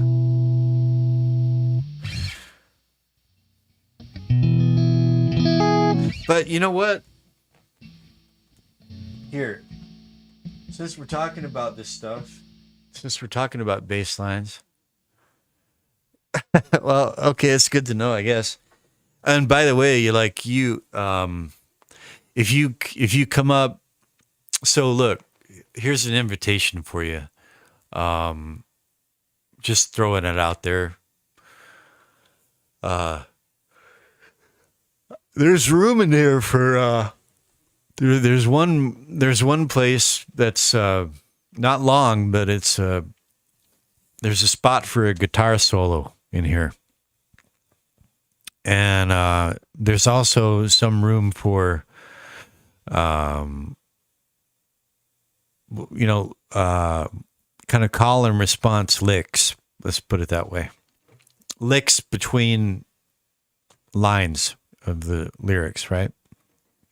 So I've kind of left that in there for later on. And as you're playing along, if you get any ideas for that, and you would like to, as part of your learning curve with this, if you'd like to track a part or two for this, you're welcome to. I welcome it. I love that kind of thing.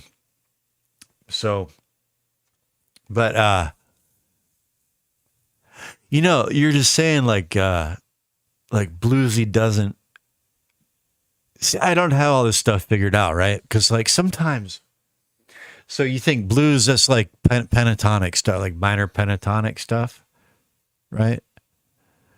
But another song that I did, which is not a bluesy song at all, but the bass line ended up being, having a lot of like minor pentatonic stuff in it, bluesy stuff in it,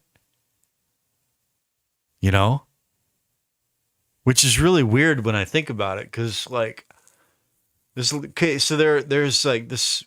This is not a blues song. This is a folk rock song essentially. Now this other song, not a folk rock song, more of like a rock song, but like a lot of major chords in this song. Like there's maybe one minor chord in the whole song. It goes like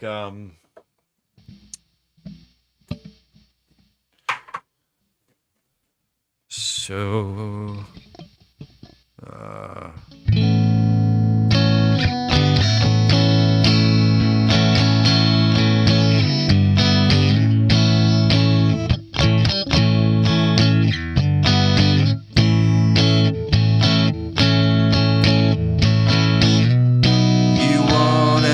skitty. I want ice cream. We're gonna blow the lid right off this town. Whenever you are ready, I once had this cool dream. I think this shit's laced kind of new interface. These days they say that orange is the new brown. I think we got a USB connection. Get the line.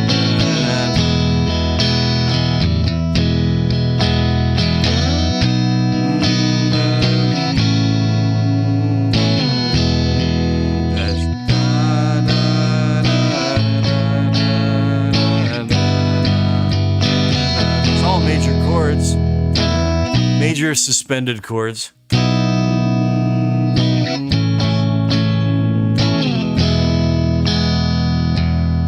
the only minor chord is in the so there's I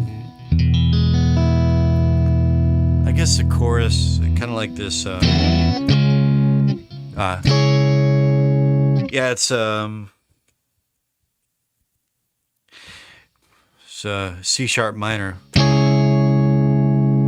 Goes F sharp major.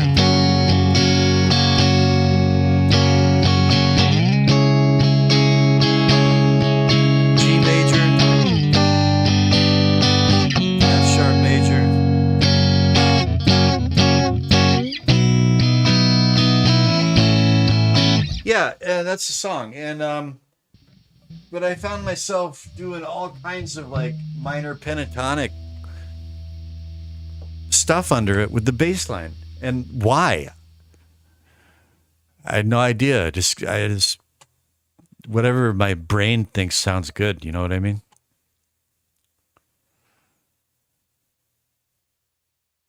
Yeah. Well, but then there's like major blues. There's like major pentatonic stuff,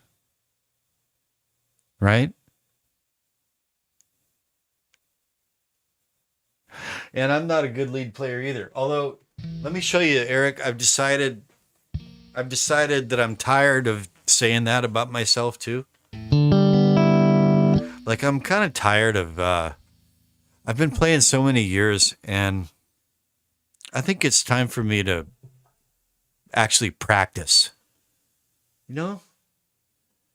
And so check it out. I started a new habit every single day, a new practice every single day, and it started with this guy in Finland that I actually like his videos about learning guitar. He makes good videos about learning guitar, and he said he was making a video actually on tips on how to teach guitar to kids, and he says don't start them out on chords. Just peck around and see what sounds good. Yeah, but I mean sometimes, look, he makes a point of like maybe some kids, they might want to start on chords, but he's making the point like when he was starting guitar, his grandma wanted to get him an acoustic guitar for his first guitar, and his dad knew him well enough to say no. If you get him an acoustic guitar, he'll quit. And so his dad got him an electric guitar because he knew his son. And he was like, that was the right call, right? And so he's like, for some kids, them you find out what they're interested in playing, if they know. But you try to find out, and then you don't start them on chords, because chords are really, really difficult when you're first starting out. But he's like, no.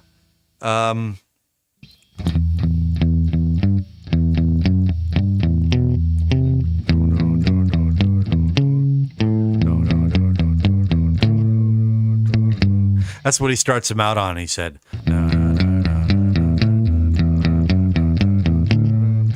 that.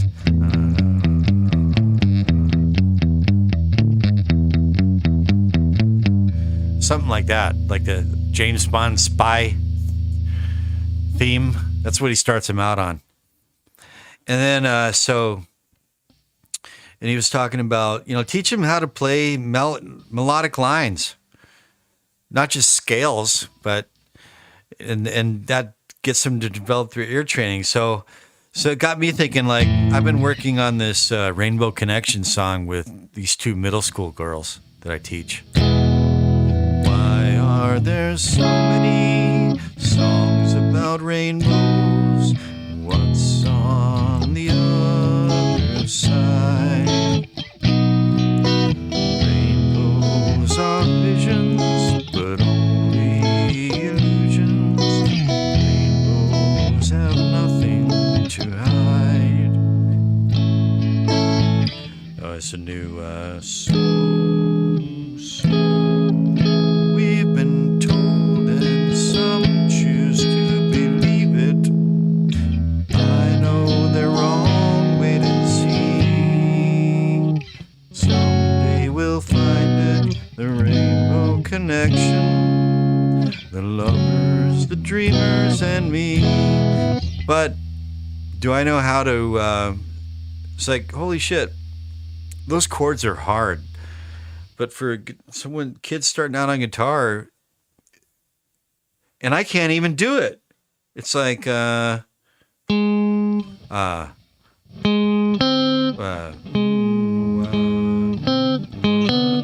Why are there so many songs about rainbows? And what's on the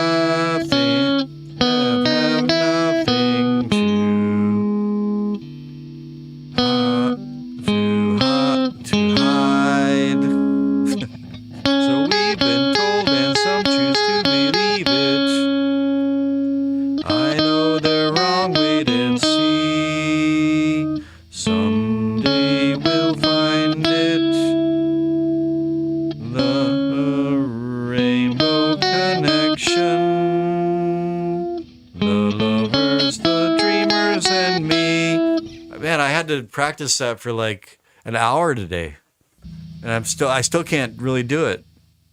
But it makes a lot more sense to start a kid out that way. But also to me, it's like it shows me how much you're like. Number one, it's fun, but I think it makes you a better lead player to do ear training like that, because you're wiring your brain to look at the fretboard and anticipate intervals. And I've heard so many lead players say, if you want to become a better lead player, learn how to sing on the guitar. Like, sing and play at the same time. And I've heard it so many times, but then finally I decided to sit down and start doing it. So, why are there so many songs about rainbows, and what's on the other side? Rainbows are visions, but only illusions, and rainbows have nothing, have nothing, have nothing to hide.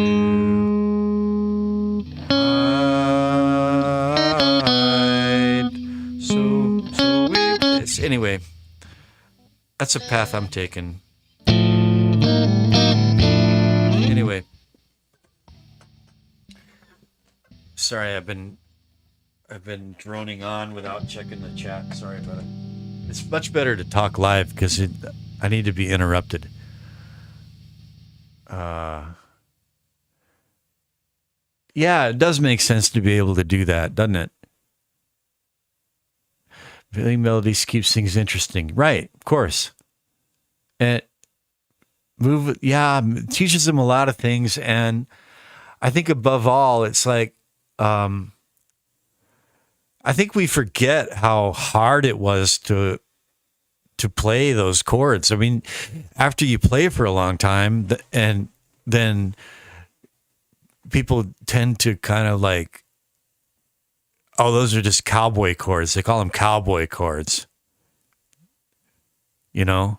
And like, I get it. I understand. Like, I've been brushing up on my guitar since I stopped drinking and getting back, learning it again. And I'm starting to remember like, here's an E, and there's an E, and there's an E, and, there's an A minor, and there's an A minor. And, what?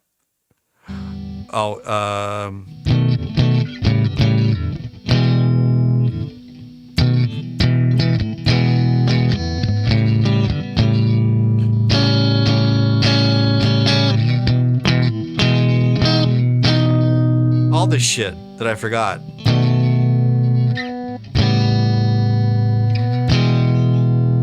And what else? Like, that A major 7. I totally forgot that that's a way to do an A major 7, right up there on the 12th fret.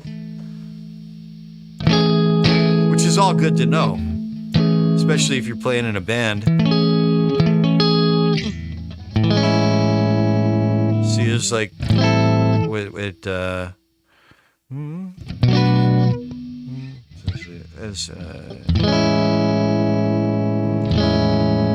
oh yeah, there it's even harder. It's like it's there,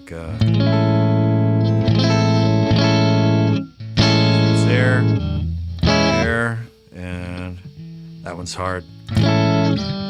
That one. But cowboy chords are gorgeous. They're awesome, especially the soul player. But the point, like, they're hard, man. It's hard. They're hard to learn. It's hard to train. That takes strength, and the calluses have to be built, and the muscle memory, and that's really I forget how hard that was and how hard that is.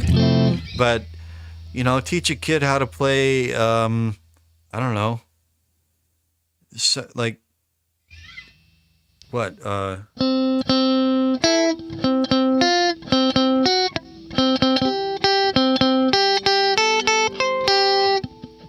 gotta learn it.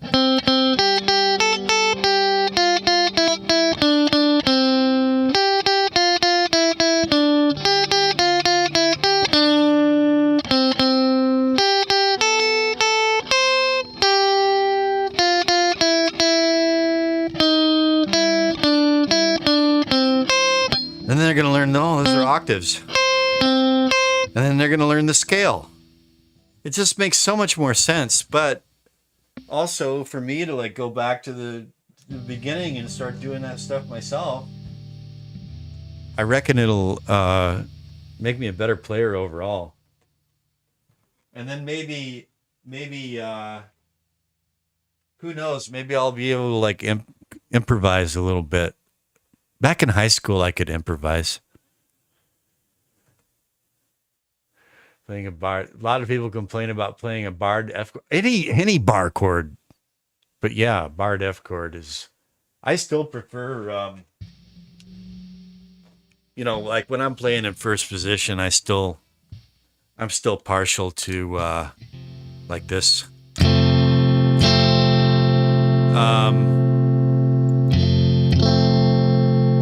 The F major 7 with the E is a beautiful chord anyway, and I use it a lot. But sometimes I'll prefer that over just barring.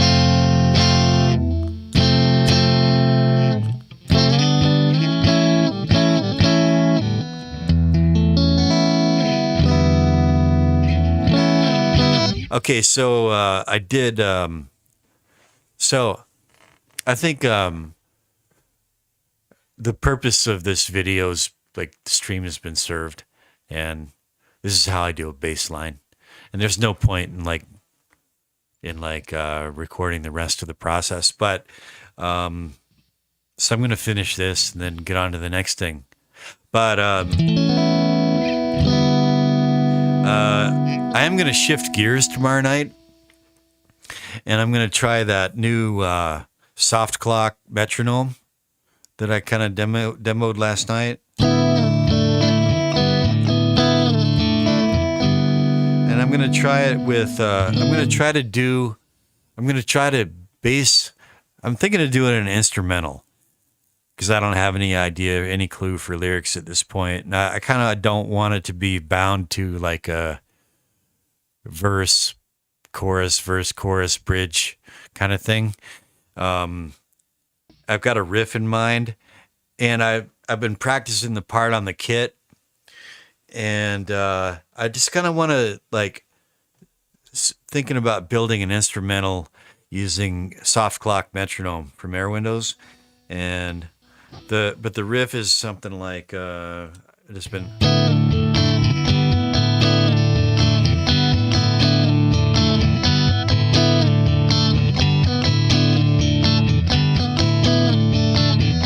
I haven't been flat picking it. I've just been.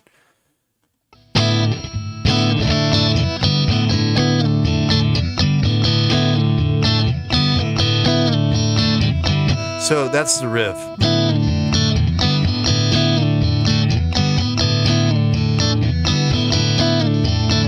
And it breaks out into this.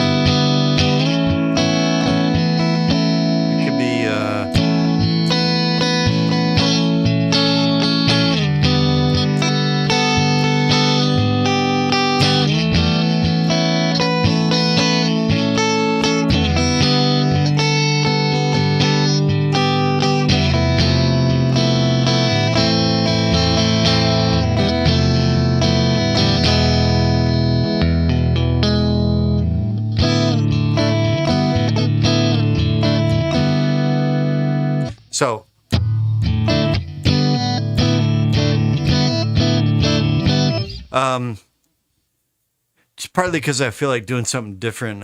I feel like starting out that I feel like doing a lot of different things, and part of that is like setting up a brand new project with some kind of idea in mind. And I thought you might like that might be a good kind of lesson to do now that I have someone interested. So anyway, yeah, I'm doing okay over here. I had a terrible day with my shoulder.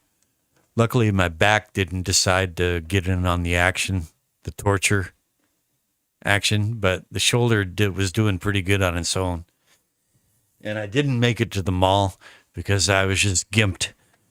I was just way too gimped. I just couldn't. And it was raining. And I was just like, sorry. She went on her own. And I slept a lot of the day. And part of it is, I'm just having to change the way I do certain things as I head into my mid 50s. And part of that is like my sleep cycles are always all messed up. So I've been dealing with that crapola up here. How you been? I'm over yeah, yeah. Yeah, I don't know. Like I can do bar chords. They're not my favorite. I find them kind of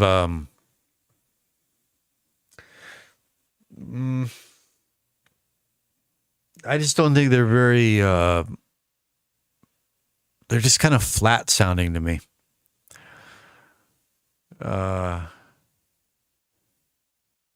Heading to France? You making a video about it?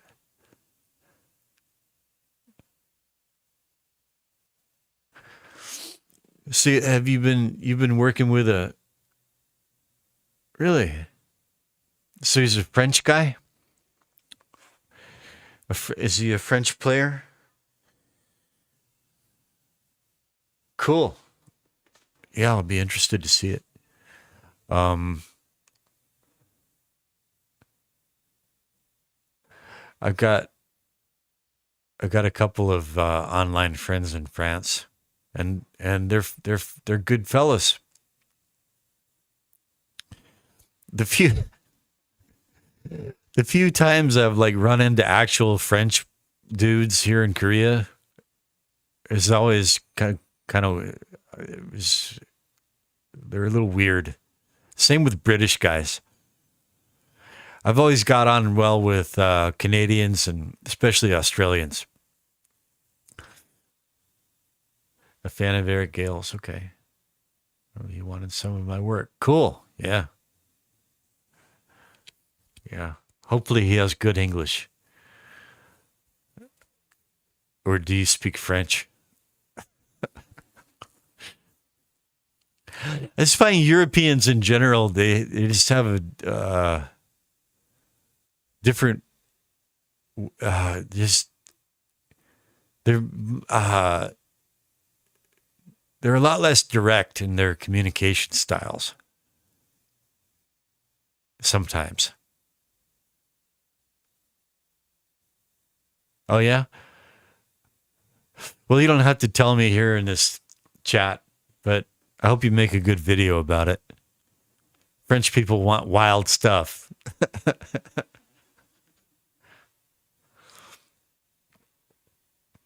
Yeah, picky. They can be quite picky. Europeans.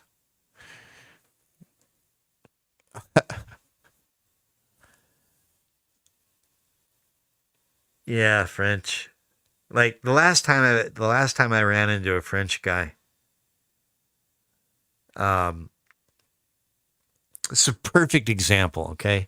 And it could be that there's like you know how like the idea of the ugly American traveling abroad and just the ugly American. There's also like the ugly French guy. He goes through a middleman. Right on. But like I was at the this was a couple of months ago or so, longer actually. But I was at the I was at the music market. It's so I'll show it to you. Let me do a save here. And I'll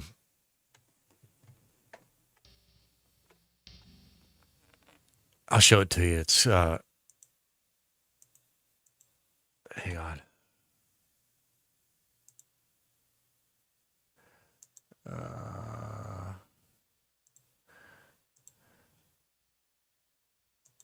Here we go. Just go to images.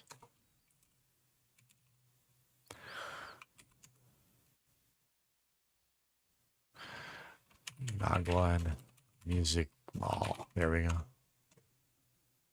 It looks like that. It's built over a major road in the middle of the city, like straddles this major road.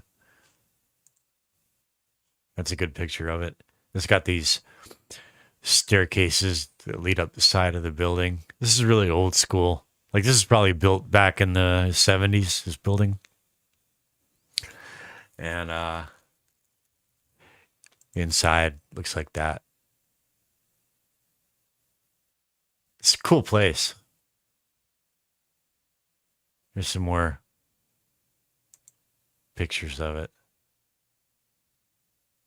It's like if you're a music guy and you're visiting Korea.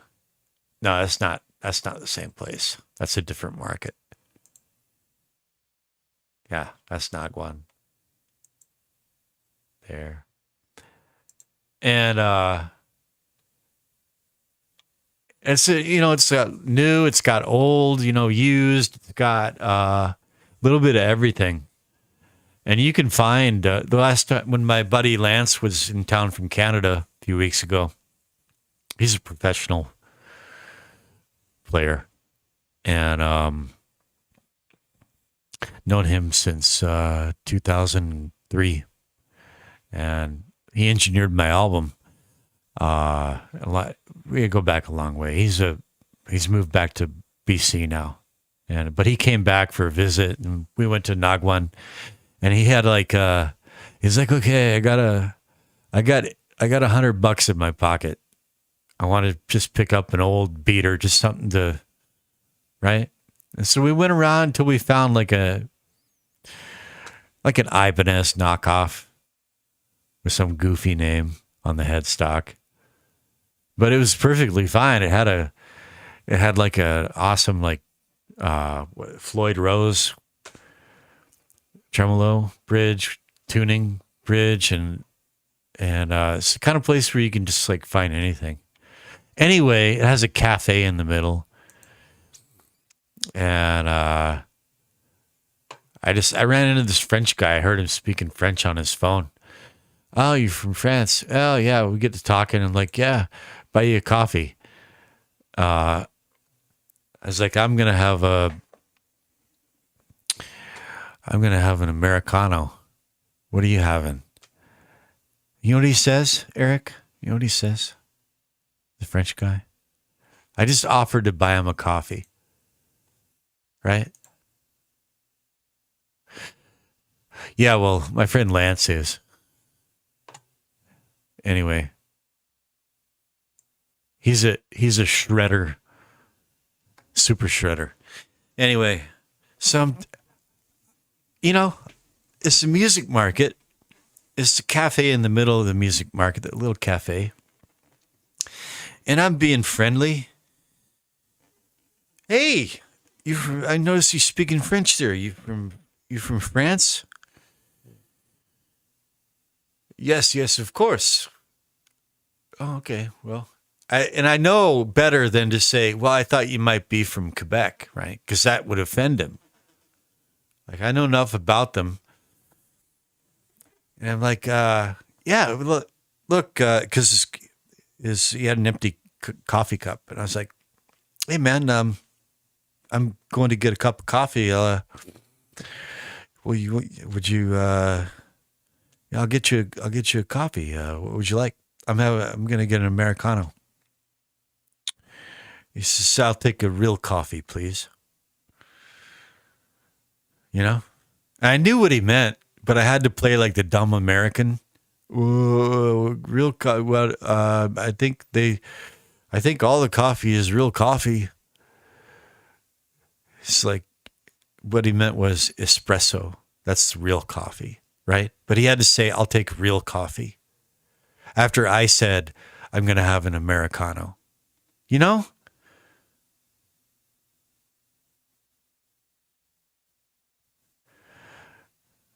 It's almost like it's like you can't get like offended by something like that because it's too ridiculous. Just kind of like, are you for real? Really? Okay, sir. I'll get you your real coffee. That's kind of it's just that kind of thing happens when I run into French guys in person in Korea.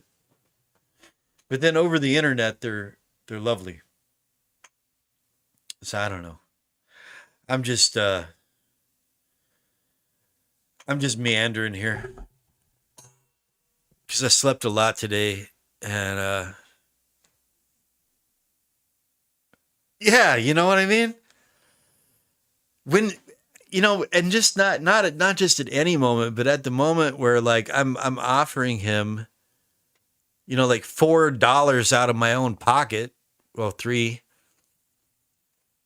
He's a perfect stranger, and I'm just being nice. It's just like that snootiness. Like, are you serious? I'm inside. I'm just kind of laughing about it. But but like the guy, I did like last Friday night. Last Friday night, you can go back and check in my live videos. There were two back to back 3 hour streams of this guy. He's just a total Air Windows guy, and he claimed I was like, I do all my mastering with only Air Windows, and I said, well, look, I've got this song. I'm happy with it where I got it, but I'll I'll just delete the master channel and let's remaster it your way with Air Windows. And it went 6 hours, dude.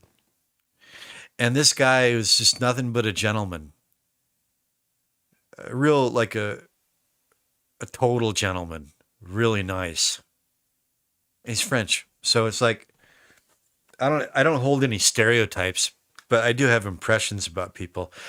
My favorites are my favorite foreigners to run into are Australian guys. They're the best.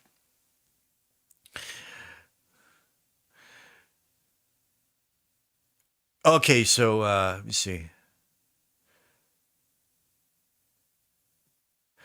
You're talking about the French guy again? Okay. The first guitar, he wanted it to be no heavier than 7.4 pounds. I thought that was very specific. That's indeed quite specific. Then he sent me 5 pounds of a loaded pickguard made from solid brass. This is the French guy you're talking about.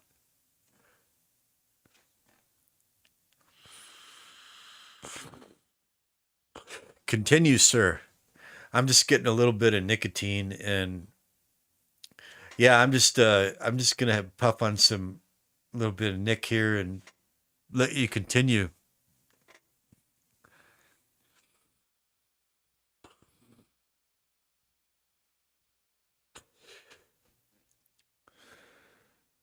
I'm I'm all ears over here.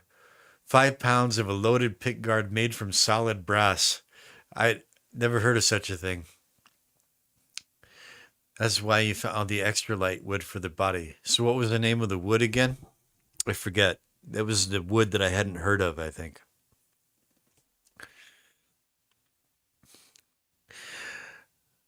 Why would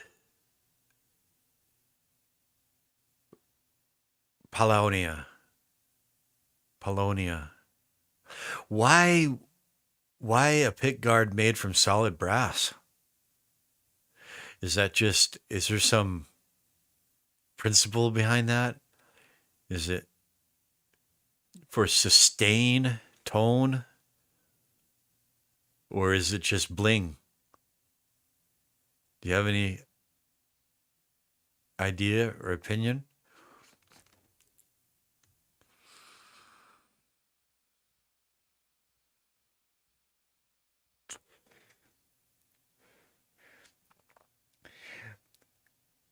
Not that I'm poo-pooing the idea, because those things can make a difference.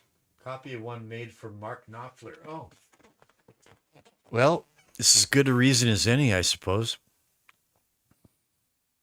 I never knew Mark Knopfler had a brass pickguard. Um, but if you're Mark Knopfler, I wonder if that's a thing.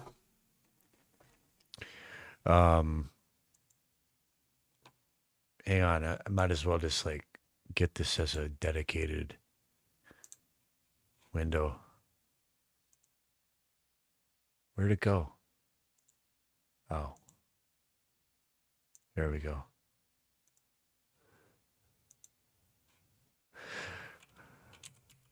Brass pickguards. Brass pickguards are available for various guitar models, such as the Stratocaster and Les Paul. They offer a sleek and contemporary design, enhancing the aesthetic appeal of the guitar. However, brass pickguards can tarnish over time and may require a clear coat to prevent this. Doesn't say anything about. Oh, it says more. Oh, reduce circuit noise, shield against. Oh, okay. Well, there's a good reason. Um, this is a real thing. Enhanced tonal performance. There we go. Can alter the tone of a guitar by affecting the pickup's resonant frequency and potentially cutting some high-end frequencies. Holy guacamole. There we go. Some users prefer brass pickguards for their unique look and the way they patina over time, while others opt for coated brass to maintain a shiny appearance. It starts to have a smell, though, when it gets to patina. Doesn't it develop kind of an odor? Tone Guard brass pickguards, Geiger brass pickguard for Stratocaster, Gibson, Les Paul. Well, so your customer, what kind of did he have a one of these name brands, or was it a custom made kind of thing? Um, Shielding, okay, yeah, but you should, yeah, okay, shield the cavities. He did send me a very nice note in English saying the first guitar is now his number one. Awesome, cool, very yeah, copper shielding in the cavity. Yeah, I actually did that. My friend Lance, my buddy Lance, I was just telling you about. Um, he was also my tech when he lived here, and I had him do that one time. We did it together, actually. I can't remember what guitar that. It might have been this one, actually. It might have been this one right here. But I was just gonna say, like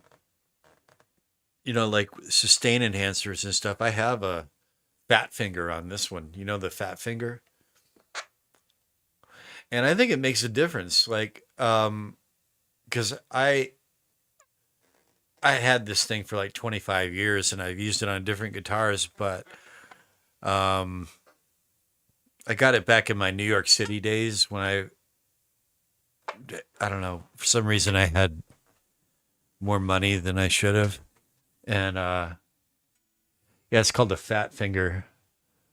Um, I just want to do this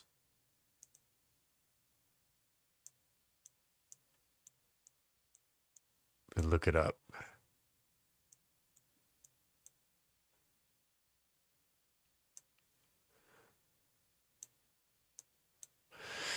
Fat finger.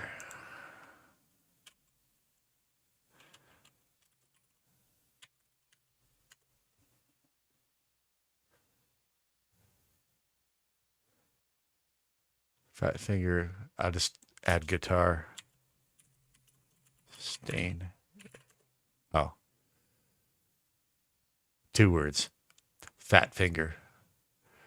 The fat finger guitar sustain enhancer. There it is. It's a Fender product.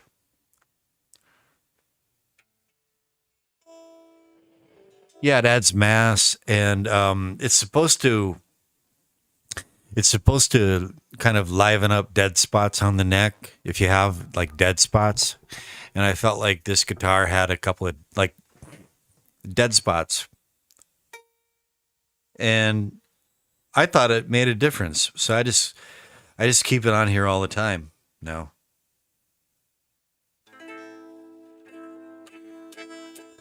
Man, this thing is so. I've been playing that Strat for uh getting on 2 weeks now, and I'm back on this thing, and it's just like so totally different, man. I think I'm a better bender now, but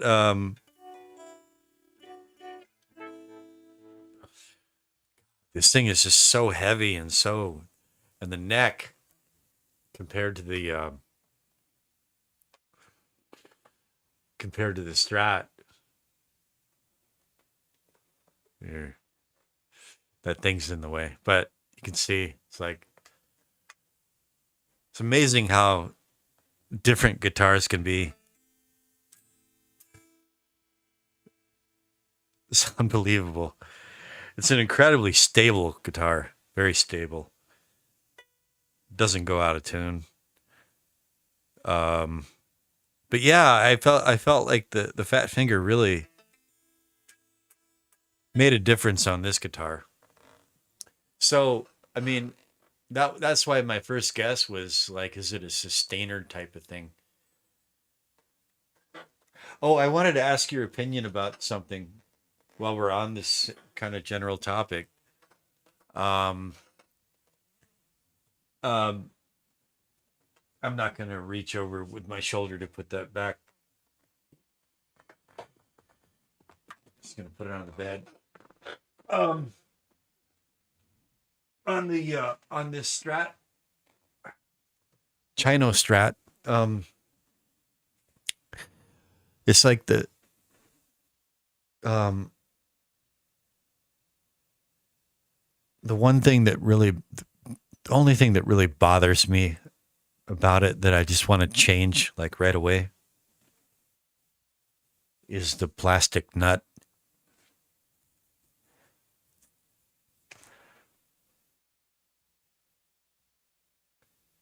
It's just that's the one thing. Like I want to take it down to Nagwan this weekend and get a nut in there that is not cheap plastic. Right. Get it made. Right. I know it makes a difference. So you suggest bone. What's your opinion about tusk?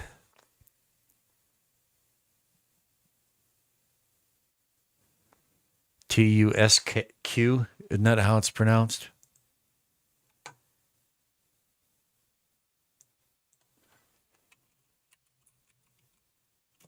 Yeah.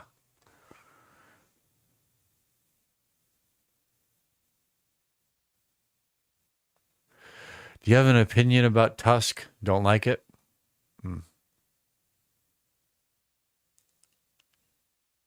I think it's uh I think it's more expensive than bone. But I'm just kind of curious, like, is there an easy to put reason why you don't like it? Pressed bone dust. Okay. It's supposed to be more consistent. Supposed to be. But drum roll. What's the it just doesn't live up to the hype, is that the thing? Or is there some deeper issue with it?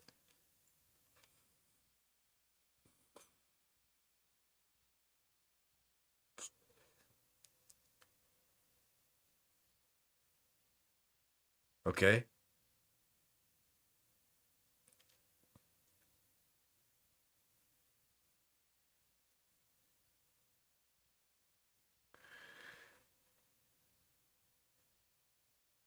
So you're recommending a or the hype, the price or the hype. Okay. Yeah. What about brass nuts?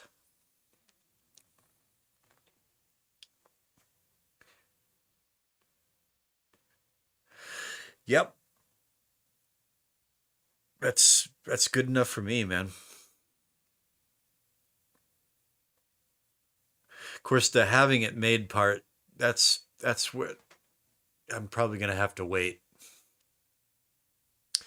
because the guy who I trust to do that is not cheap.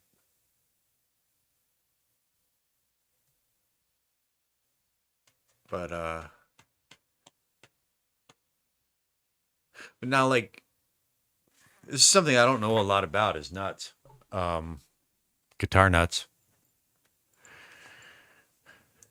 But like brass nuts are a thing, right? I've seen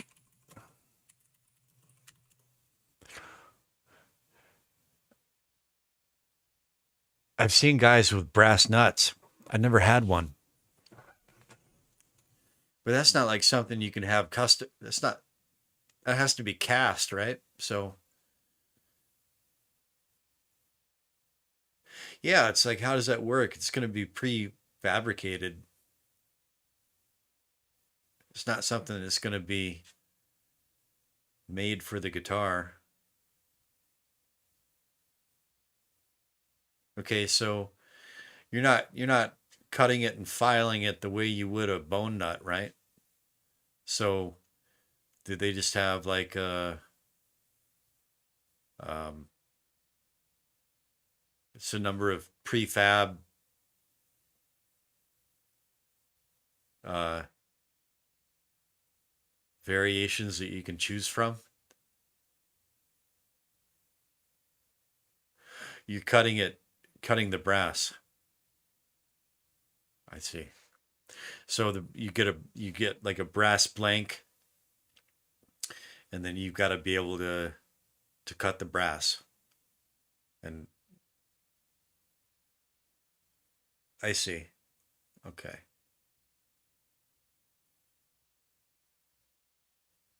So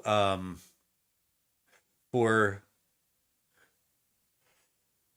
for this cheap Strat, I'm guessing you're just going to recommend bone. I'm thinking the brass wouldn't that just be like too bright and too probably just be too bright, I would think.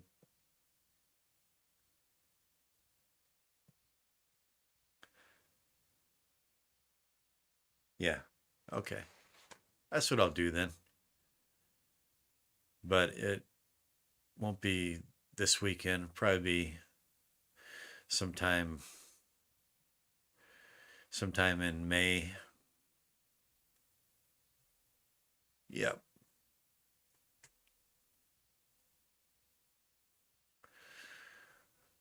Wow. Well, 5:10 and the sky is starting to lighten.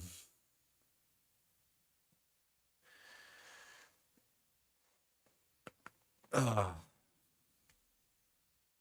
but I got so I got so dang much sleep yesterday.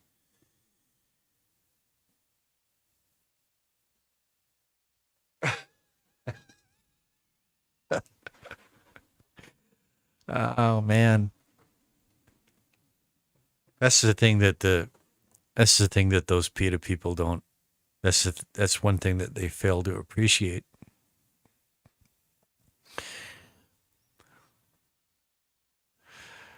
It's like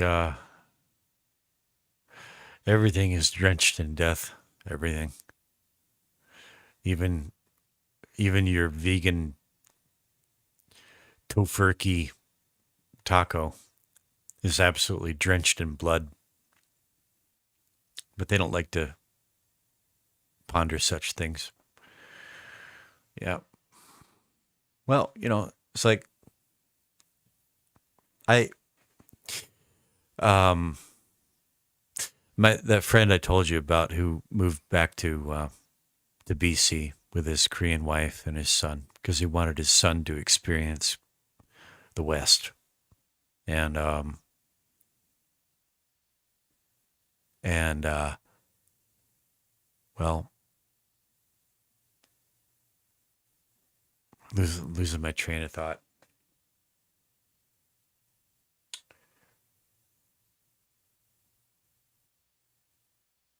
Well, oh yeah,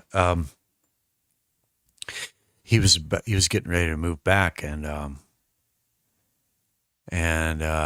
he had this pet rabbit, and he calls me up one day and he says, Bat, um, I don't know how to ask it. I'm just going to ask it. Do you think could you take my pet rabbit? And I said, oh, man, I don't know. Uh, my wife is kind of skittish around animals, and we lived in a really tiny place at the time, and I don't know, Lance. And he got more and more desperate. He's like, look, I found I can't take him on. I can't take him back to Canada, and I'm just gonna. If push comes to shove, I'm just gonna have to abandon him on a hill somewhere. I just can't. And I'm just like, I grew up shooting rabbits and yanking their skin off and chopping them up and eating them. I'm like, you want me to adopt a rabbit? Well, I eventually I ended up adopting the rabbit, and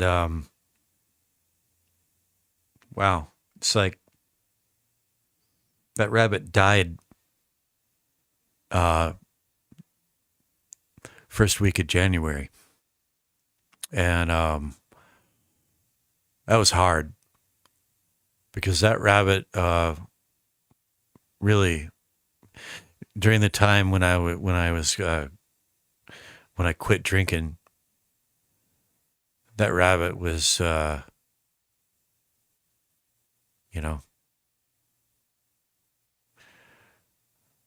reason I tell you this is because I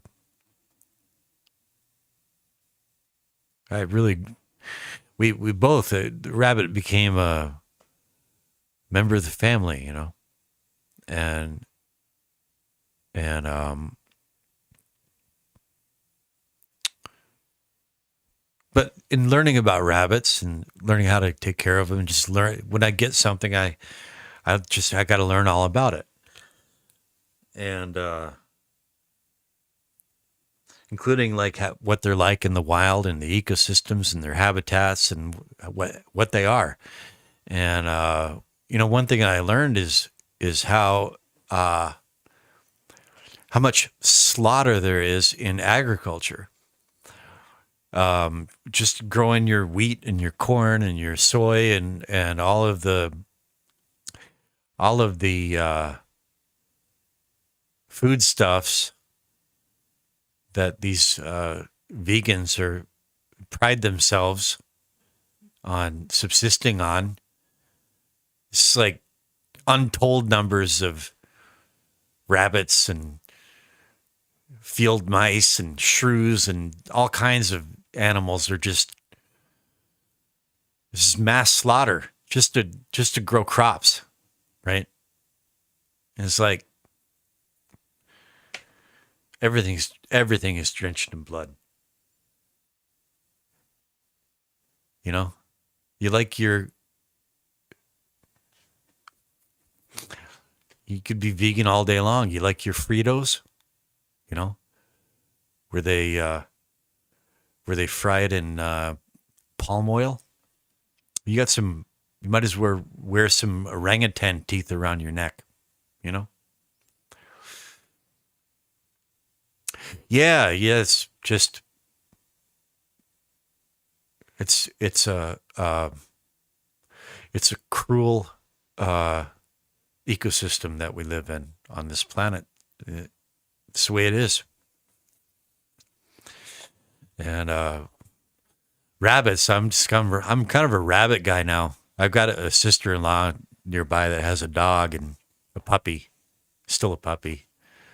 And I was like trying to play with a dog, and it's like kind of a rabbit guy now. Rabbits have a dignity about them.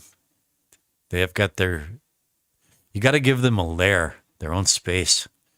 And if you get in there messing around with it, cleaning up, they grunt, they get grunt. They're kind of, but they have a dignity and just I think there's a reason why they're kind of mythical in a way. The white rabbit. He was a white rabbit. He was a French breed. I miss him. But if if I sat down at somebody's table and they served up a rabbit stew, I wouldn't be rude about it. You know what I mean? But yeah.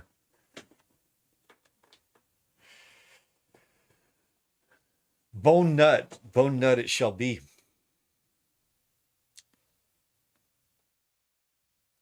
So, horse. I never ate horse.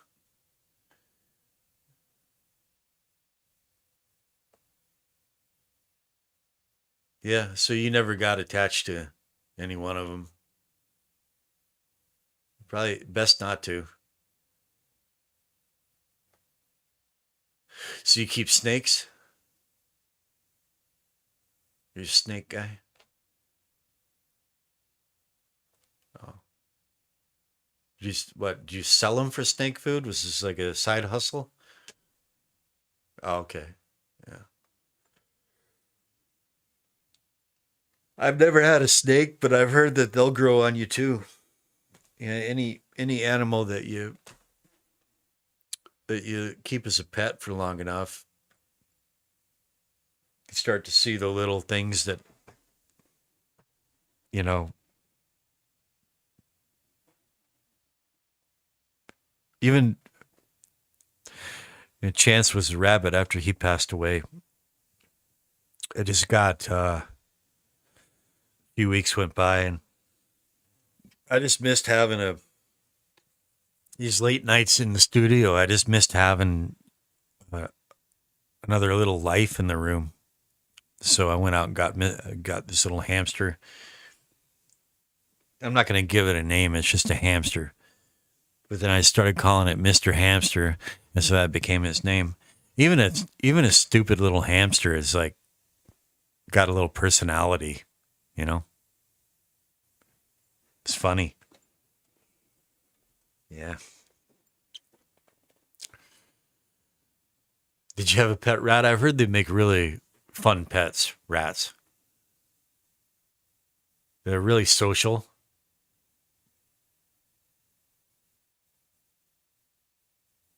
Yeah. Yeah. Well, I mean,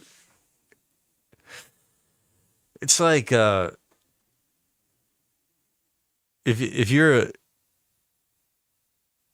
social, yeah, it's super smart. I know because before I moved into this new building, we were in an old building that was built like mid '80s, and it was old for here.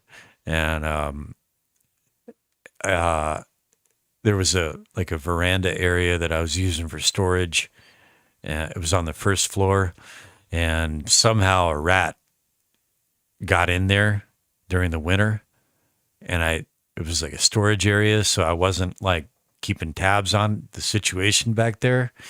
And I went in, it was kind of like getting spring coming on, and I needed to like, I had a little garden in the back, and I needed to work the soil and get some tools out. And I saw this rat had been there, just in there, and it was a biohazard zone. There were droppings everywhere, and I had to get like, I I had to treat it as a biohazard area. I'll never forget it.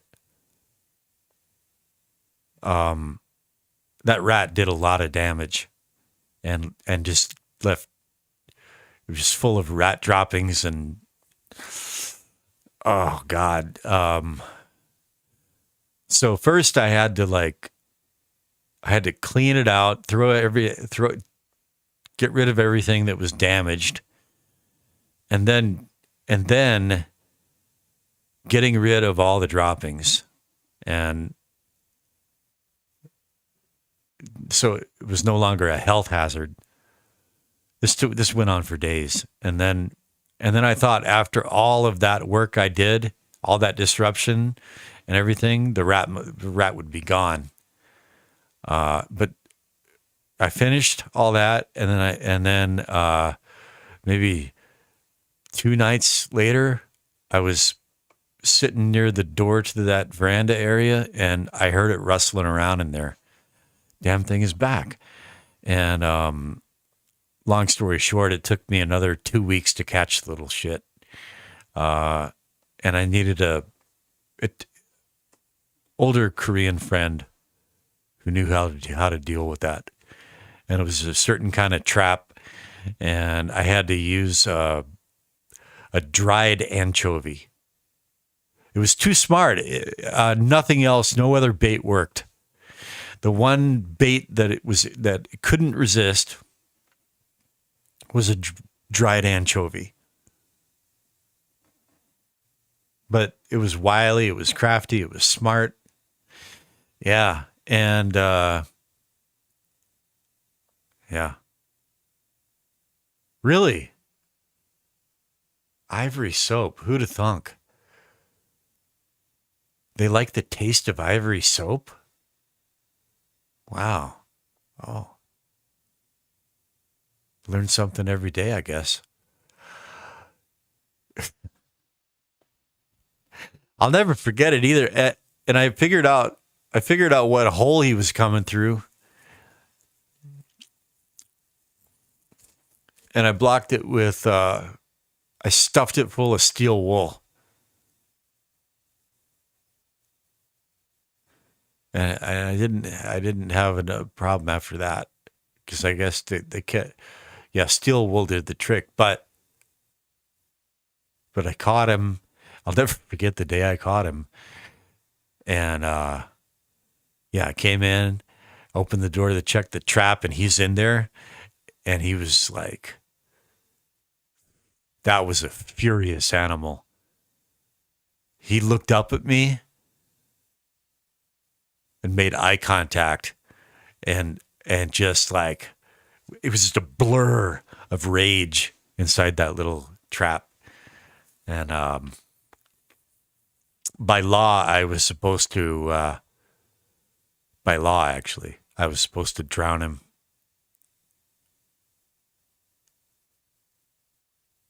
But I took him out to a very wide, very deep canal, and I threw him off the bridge.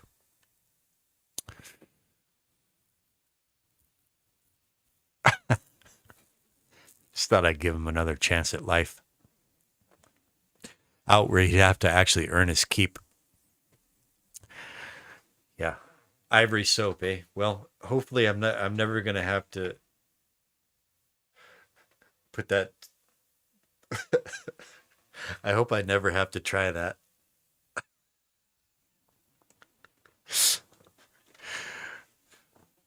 Oh, anyway. Well, I think it's time for me to, yeah.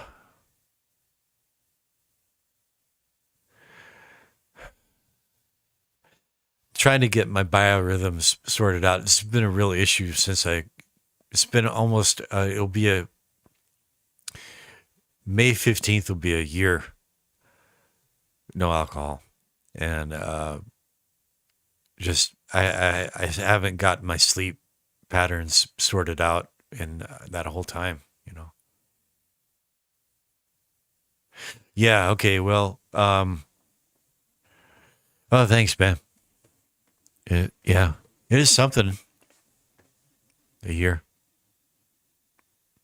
Yeah, that's what I keep hearing. You just got to be patient. Give it time.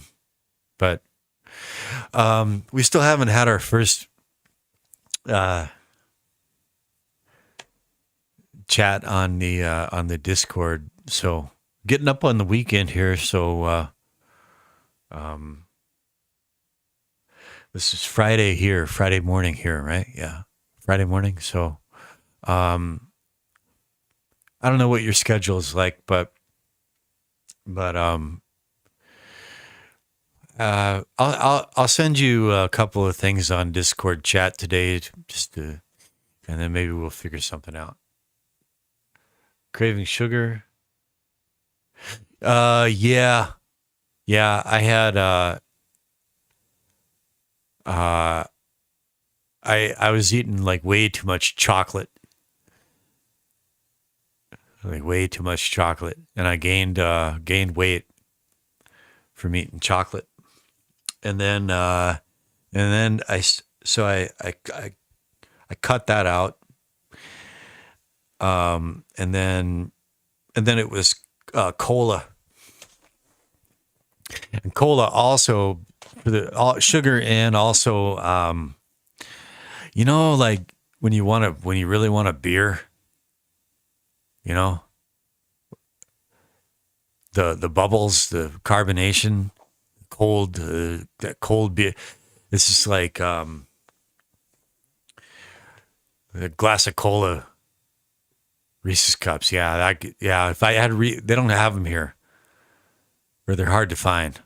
But for me, it was just straight up chocolate, right? But then it's cola. It was the sugar free cola, but then that was no good.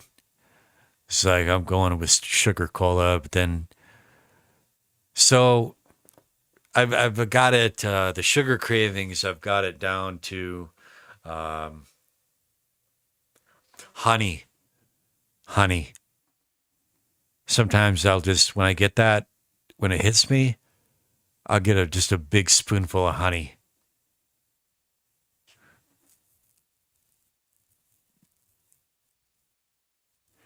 SLDKJH. I don't know what that is. SLDKJH. Oh, oh, this is someone else chiming in. Hello, sir or ma'am. I'm assuming sir. I didn't realize you were new to the chat. Hi. I'm actually about to go here, but thanks for chiming in at the last minute. Yeah. Um, I live in South Korea, and uh, marijuana is not an option here. Marijuana is not. It is. You can get medical marijuana if you have a serious. If you really do have a serious therapeutic need for it, you can get it. But I don't really. But then it also it's just not a thing here. Um. So yeah, but it's good in a way because in the past, whenever I smoked pot, especially if it was like sativa, that would just make me want to drink more. I loved I loved booze even more with pot, and pot even more with booze. So they're kind of like kit and caboodle for me. I doubt that I could. I probably if I smoked pot, it might just make me drink again. That's me. I know other people that they smoke pot and they don't want nothing to do with booze. Yeah, yeah, well, yeah, Eric. I mean, it depends. Like, there are like two major strains of pot. There's like sativa, and I forget the other one. And one strain for me was always kind of like a body load and would make me kind of put me into a trance or put me to sleep. But the other one, I think it's sativa, that was like speed, man. It was just like, yeah, it would just amp me up. And I would actually use alcohol as kind of a counterweight to it, kind of like lead in the balloon kind of thing. Yeah. Well, SLD KJH is kind of like, what could we call you, sir? For now, I'll just call you S. I don't know if like you're into music, or you're a musician, or whatever, or just stopping by. But I I'm a bedroom studio musician songwriter kind of guy, and and Eric here is also a muso and a guitar builder. And we've recently struck up a YouTube friendship here, musical camaraderie. And I'm on here at least like several nights a week these days doing live streams, just to show you like this is my current project that I'm working on. Just calling you S for the time. So if you're kind of into this, homemade music, right?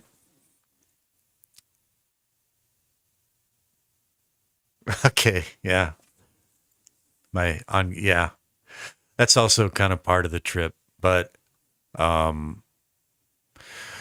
project studio music work, which can be, I mean, now I'm not on here to like preach to anybody about any of this. It's more like this kind of work helped because I had a serious problem with alcohol to the point where it was about to kill me, and I couldn't stop. I couldn't do it in moderation, and I didn't go the AA route, anything like that.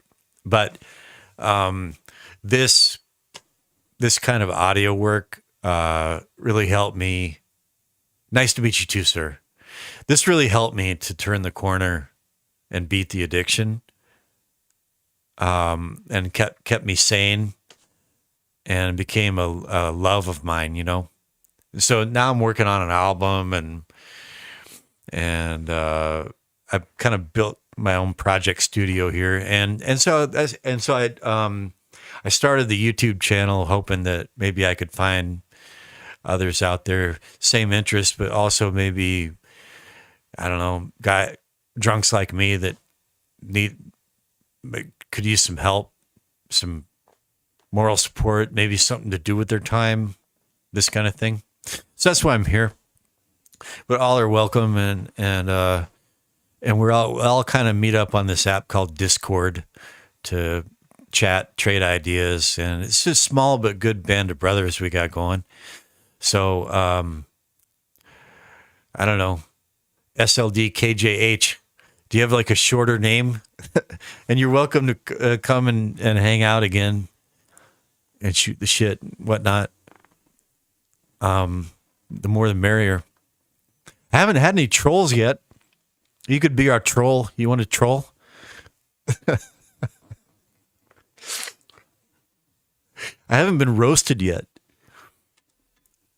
Anyway, Eric's got to get back to his shop, and it's dawn here in Korea, and I need to see about getting about the morning. So, okay, well then, yeah. Well, thanks, Eric, man. I've been really fortunate to meet really kind, genuine people. So, okay, well then I'm just going to call you You need a nickname. I can't be saying SLDKJH. I'm just going to call you S. All right, S. All right, S. Hope to see you again, sir. I'll be back probably the next 18 to 20 hours from now. I'll be back. Okay. All right, Captain. Captain it is. Captain, CAP apostrophe N, Captain, because even just Captain. All right. All right.